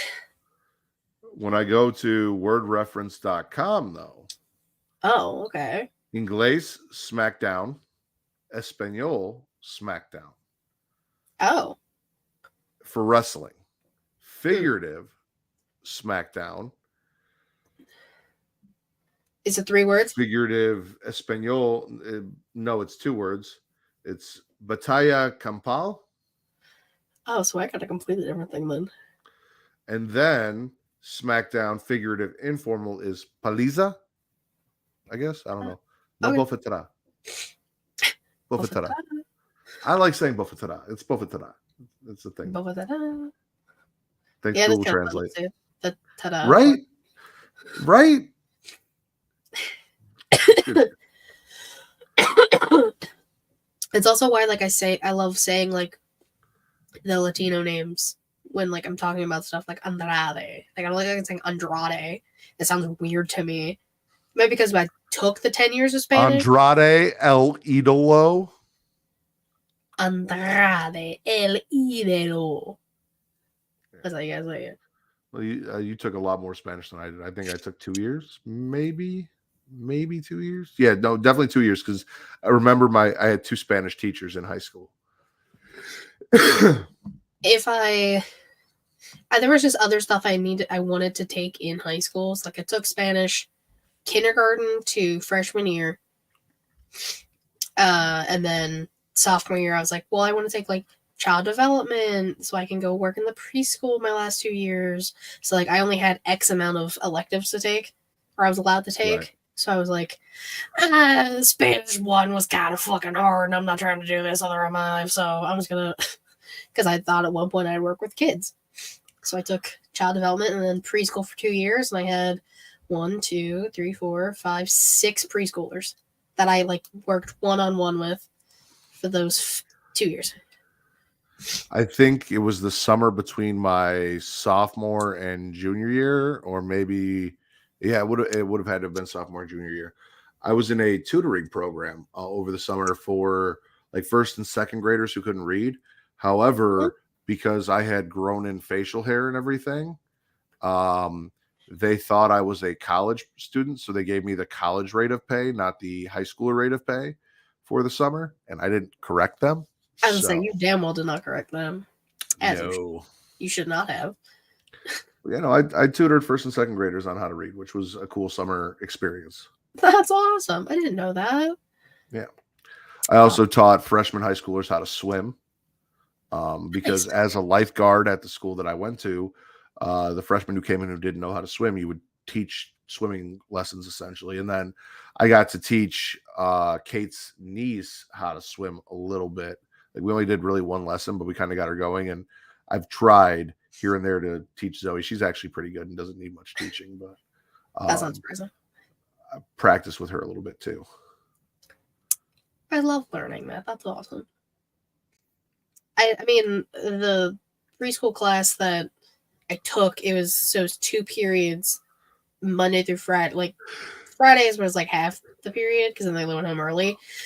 But like I had to teach them how to spell, how to cut, how to write, read. It was great. It was some of the best experiences I've had, and it was cool because I had the younger sibling of one of the kids my sister had when she took the class, so that was kind of cool. Didn't even mean to happen, and my mom knows them too. So I was like, I'm actually doing something with my life in high school. Let's go, not just dicking around doing nothing. Yeah. Not just singing in chorus and learning about the 8 circles of hell. Yeah. Look where we are now. I went from saving children and helping enrich the lives of the next generation to corrupting and destroying those 18 and older who are watching the show, because you should not be watching the show if you were under the age of 18. Factual. Big facts. Which is why there's that disclaimer at the beginning of the episode. The good disclaimer. I have not done it in a while. The following podcast contains mature content. The views and opinions expressed by the host are not only... See, look, this is what happens when I haven't done it in a while. The following podcast contains mature content. The views and opinions expressed by the host are not necessarily those of the host. Listener discretion is advised. Whoa, it sounds so weird, like hearing you do it live, because it's been so long. You had to do it one time recently-ish, but I don't remember why. Because it was like the wrong intro or something, and you were expecting it to play, and it didn't. Do you remember what I'm talking about? Intro, outro. I don't know if it was Did I like do it? Maybe I did it for getting off because I don't think it's on getting off. it's not on getting offs. I know that. So maybe I did it once for getting off. Maybe. Oh, Justin has a question. He put the little hand emoji. Mr. Santos. Justin Santos. That's another one I like saying. Santos Escobar. I choose you. Fucking Pokemon. I still haven't watched Dragon Ball, by the way. That's fine. If you get around to Dragon Ball Z, Dragon Ball Z. you gotta throw the Z in there. I'm sorry.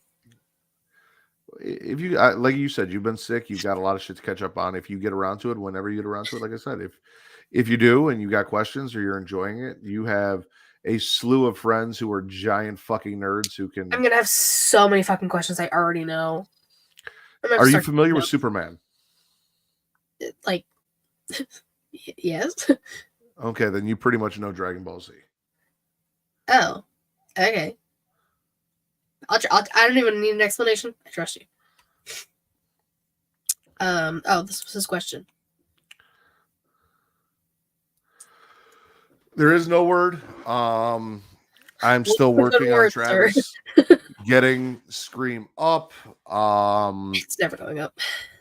As of right now, I have just, including on the episode with him, transitioned to saying you can find us on places where you watch people having sex instead of specifically mentioning Pornhub, in hopes that he will take that and just start putting us up on like X videos or something so that we can transition to a platform that will not give us an issue with trying to get stuff posted and taking forever to approve it and blah, blah, blah, blah. The big problem is that due to lawsuits and things like that, they want everyone that comes on the show to be verified, which theoretically, at least me, Vince, and Katie would be easy because I believe me and Vince both are. I would just have to get Katie to send over an ID picture and register herself. And then once she's registered, we're all registered porn stars on Pornhub. We can post whatever. The problem is with guests because the time it takes to get approved and all of that and then schedule guests, it would be a nightmare to try and get everyone approved before they got on the show and schedule out and blah, blah, blah, blah. And even then, there's no guarantee that this shit will get posted because I think there's stuff from Creation World that we're all verified on that hasn't been posted yet. So, Justin just sent me the podcast you guys did on Dragon Ball Z. He just texted it to me. I knew that was a thing, but I appreciate it. You watched it? No, I didn't. I thought you either watched it or you were just there.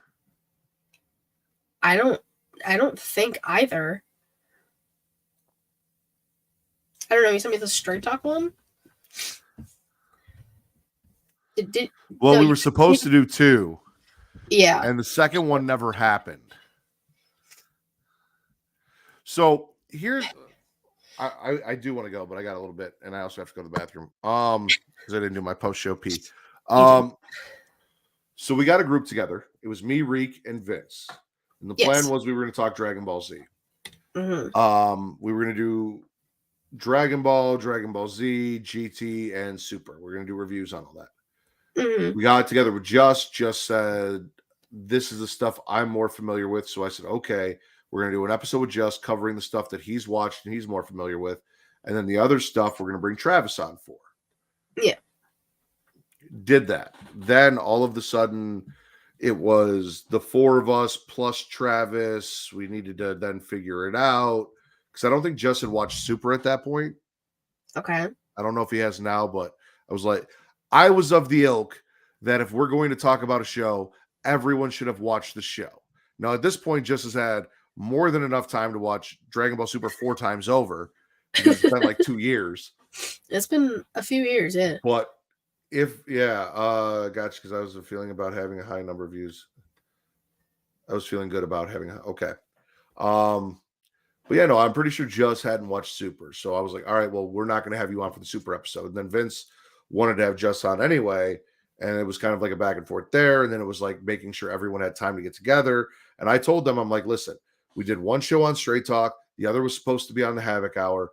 I am not your fucking parents. I'm not scheduling everyone for somebody else's show. You guys figure it out. And when I put the ball in someone else's court to figure out the scheduling, the show never happened. Remember when I was trying to get that Super show together? Like 3 years ago at this point with the Core 4, and it took so long. So I think he didn't watch Super at the time. Hadn't. Yes. But now you finished it, so. Yes. Yeah, but that's how it was. Like, it was trying to get the 4 of us together to do a show, and then I was like, hey, so we're going to do this. And we did it, and I went in with not a single fucking plan. I still have that episode saved on my computer because it was a Smackin It Raw thing. But it's mine, so I took it and saved it. So maybe I'll just throw that up maybe one day with my old shitty camera, my old shitty laptop. Zoe makes a cameo. Many a times, or for the last like half hour at least, she's just chilling on your lap. Everyone looks like completely baby fucking Zoe. different. Yeah. I was heavier back then as well. I think I might just put it up. You should. Especially now that Zoe is the first ever second generation podcaster on Young Kings Wrestling. Yeah. She's the cutest little thing in the whole world. I just loved Peasant of the Week. She has no right to be that cute, by the way. She's absolutely adorable. I love her. I don't think you heard it because I kept muting. I felt bad because like I was dealing with her and trying to do the show. So I had to like keep muting my mic, and I wasn't as there as I would have liked to have been, but I feel like it still came off really good. Yeah, like I said, I'm behind, so I haven't watched it yet. Listened because they don't. I miss when it just made life so much easier when they posted them on YouTube. I know, but I need to still listen. There was a point where I had the mic muted, and Zoe kept telling me, "But I need to hear them," and they were talking about the Vince stuff, and I'm like, "But you don't. No, you really don't, that, sweetie. No." You cannot have Daddy's headphones and hear this. You gotta let Daddy do his podcast. Can you go watch Moana, please? Can you go outside? I put that show on for you. Can you get the fuck out of here? So there was a lot because she was just in and out. She had my flag. She took the pole out of the flag. There was chaos going on around me, and no one's. That's kind of why I want a video.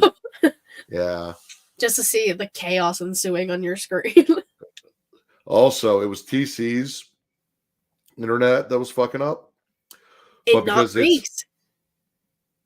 because he's the master audio, me and Reek are the ones that cut out, not him. So all of his shit is pristine. But the whole time, me and Reek are sitting there and we're like, yeah, no, something's... And like we see each other and everything's good, but he's freezing. And I explained it to Reek because Reek's like, you're going to have to... He's like, no, my shit's good. It's you guys that are fucked up. And it doesn't. I listened back to the whole episode. It doesn't cut out a lot. It really doesn't. Like a little bit early, a little bit later, but it's not really anything that fucks with the show. The only thing is because they're still on Zoom. I didn't fuck with my settings, so there are times where like I'm really quiet. And I'm like, oh, what the fuck? Isn't that? I think that's how I still am on there. If I do a show with them too, and like I don't touch the settings on my mic anymore. No, but you have to go into Zoom and turn the volume up. I did it for Get Show Podcast because I heard myself on their show. I was like, fuck, I sound really quiet. So I made sure I turned my mic up for Get Show. I think last time I did Young Kings, I had to turn my mic down because I was too loud. And like I keep a distance unless like I get really passionate and I get close to my mic. But like I've realized on this show and my show, I'm too loud. You're not too loud on the show. I think I am. You're not. I don't know. At least for She Elite, when I go in and edit it, because like I cut the pre-show out. I don't know how it affects it because I don't watch it after the fact. I put the whole volume for the entire show at like 50%. Which is why I always tell you, and I've been telling you for fucking ever, that I have to crank your show all the way up to fucking hear it in the car. Hey, listen, there was a while I wasn't doing it. And I kept leaving it alone. Fine, I won't fuck with the audio anymore on the edits. We're going to improve on what? What are we improving on? I don't know. Are they Justin gonna make the jump to? Oh yeah, I was giving him shit. I was like, "Don't you have StreamYard?" And he's like, "Oh well, it's a whole deal." Because I was like, "Why are we in the fucking ice ages with Zoom here again? What's going on here?" It's when we did that Deadpool. I was like, it's so weird being on Zoom again. It was. And then I think Kate was talking about something, and then we cut out. So last thing, and then we're gonna go. Okay. The day before Carl Weathers passed, Uh-huh. I watched Creed. Whoa. I was talking with a coworker about it because we have a younger guy that works with us, and he has only seen like one Rocky movie, has never seen Creed, blah, blah, blah. There's been a whole thing where we're like, you're a fucking child. You haven't seen anything. Worse than you. Oh, okay. That coworker texts me the next day, and he goes, you watched Creed, and now Carl Weathers is dead. This is your fault. The audacity. Rude, right? Wow. I'd have been like, no, it's your fault because you didn't fucking watch any of the goddamn movies. No, me being me, I was like, well, he was dead in the movie too, so this can't be on me. Also, I think he died on Tuesday. So I think it would have been after you watched it. Was after I watched the movie.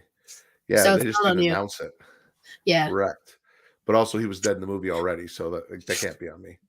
Well, If I had watched Rocky 4 where Drago killed him, different story. Different story. Then it's your fault. Exactly. See? Make sense. If anyone watches this show this far, I apologize. Bro, this is a 3-hour live stream. I'd be surprised if someone watches the full thing. I mean, Justin's been here. Shout out to Justin. Look at the muscles. Look at that. Jesus. All right. Wardlow, calm down. I didn't talk about War Daddy. The lips and the arms, baby. Are you also gonna hurt your knee? Just don't. No, because unlike Tegan Knox, I've got solid knees. Stop. Listen, Disrespecting Tegan. We love Tegan Knox. And on that note, the ghost of Tegan Knox knees says good night.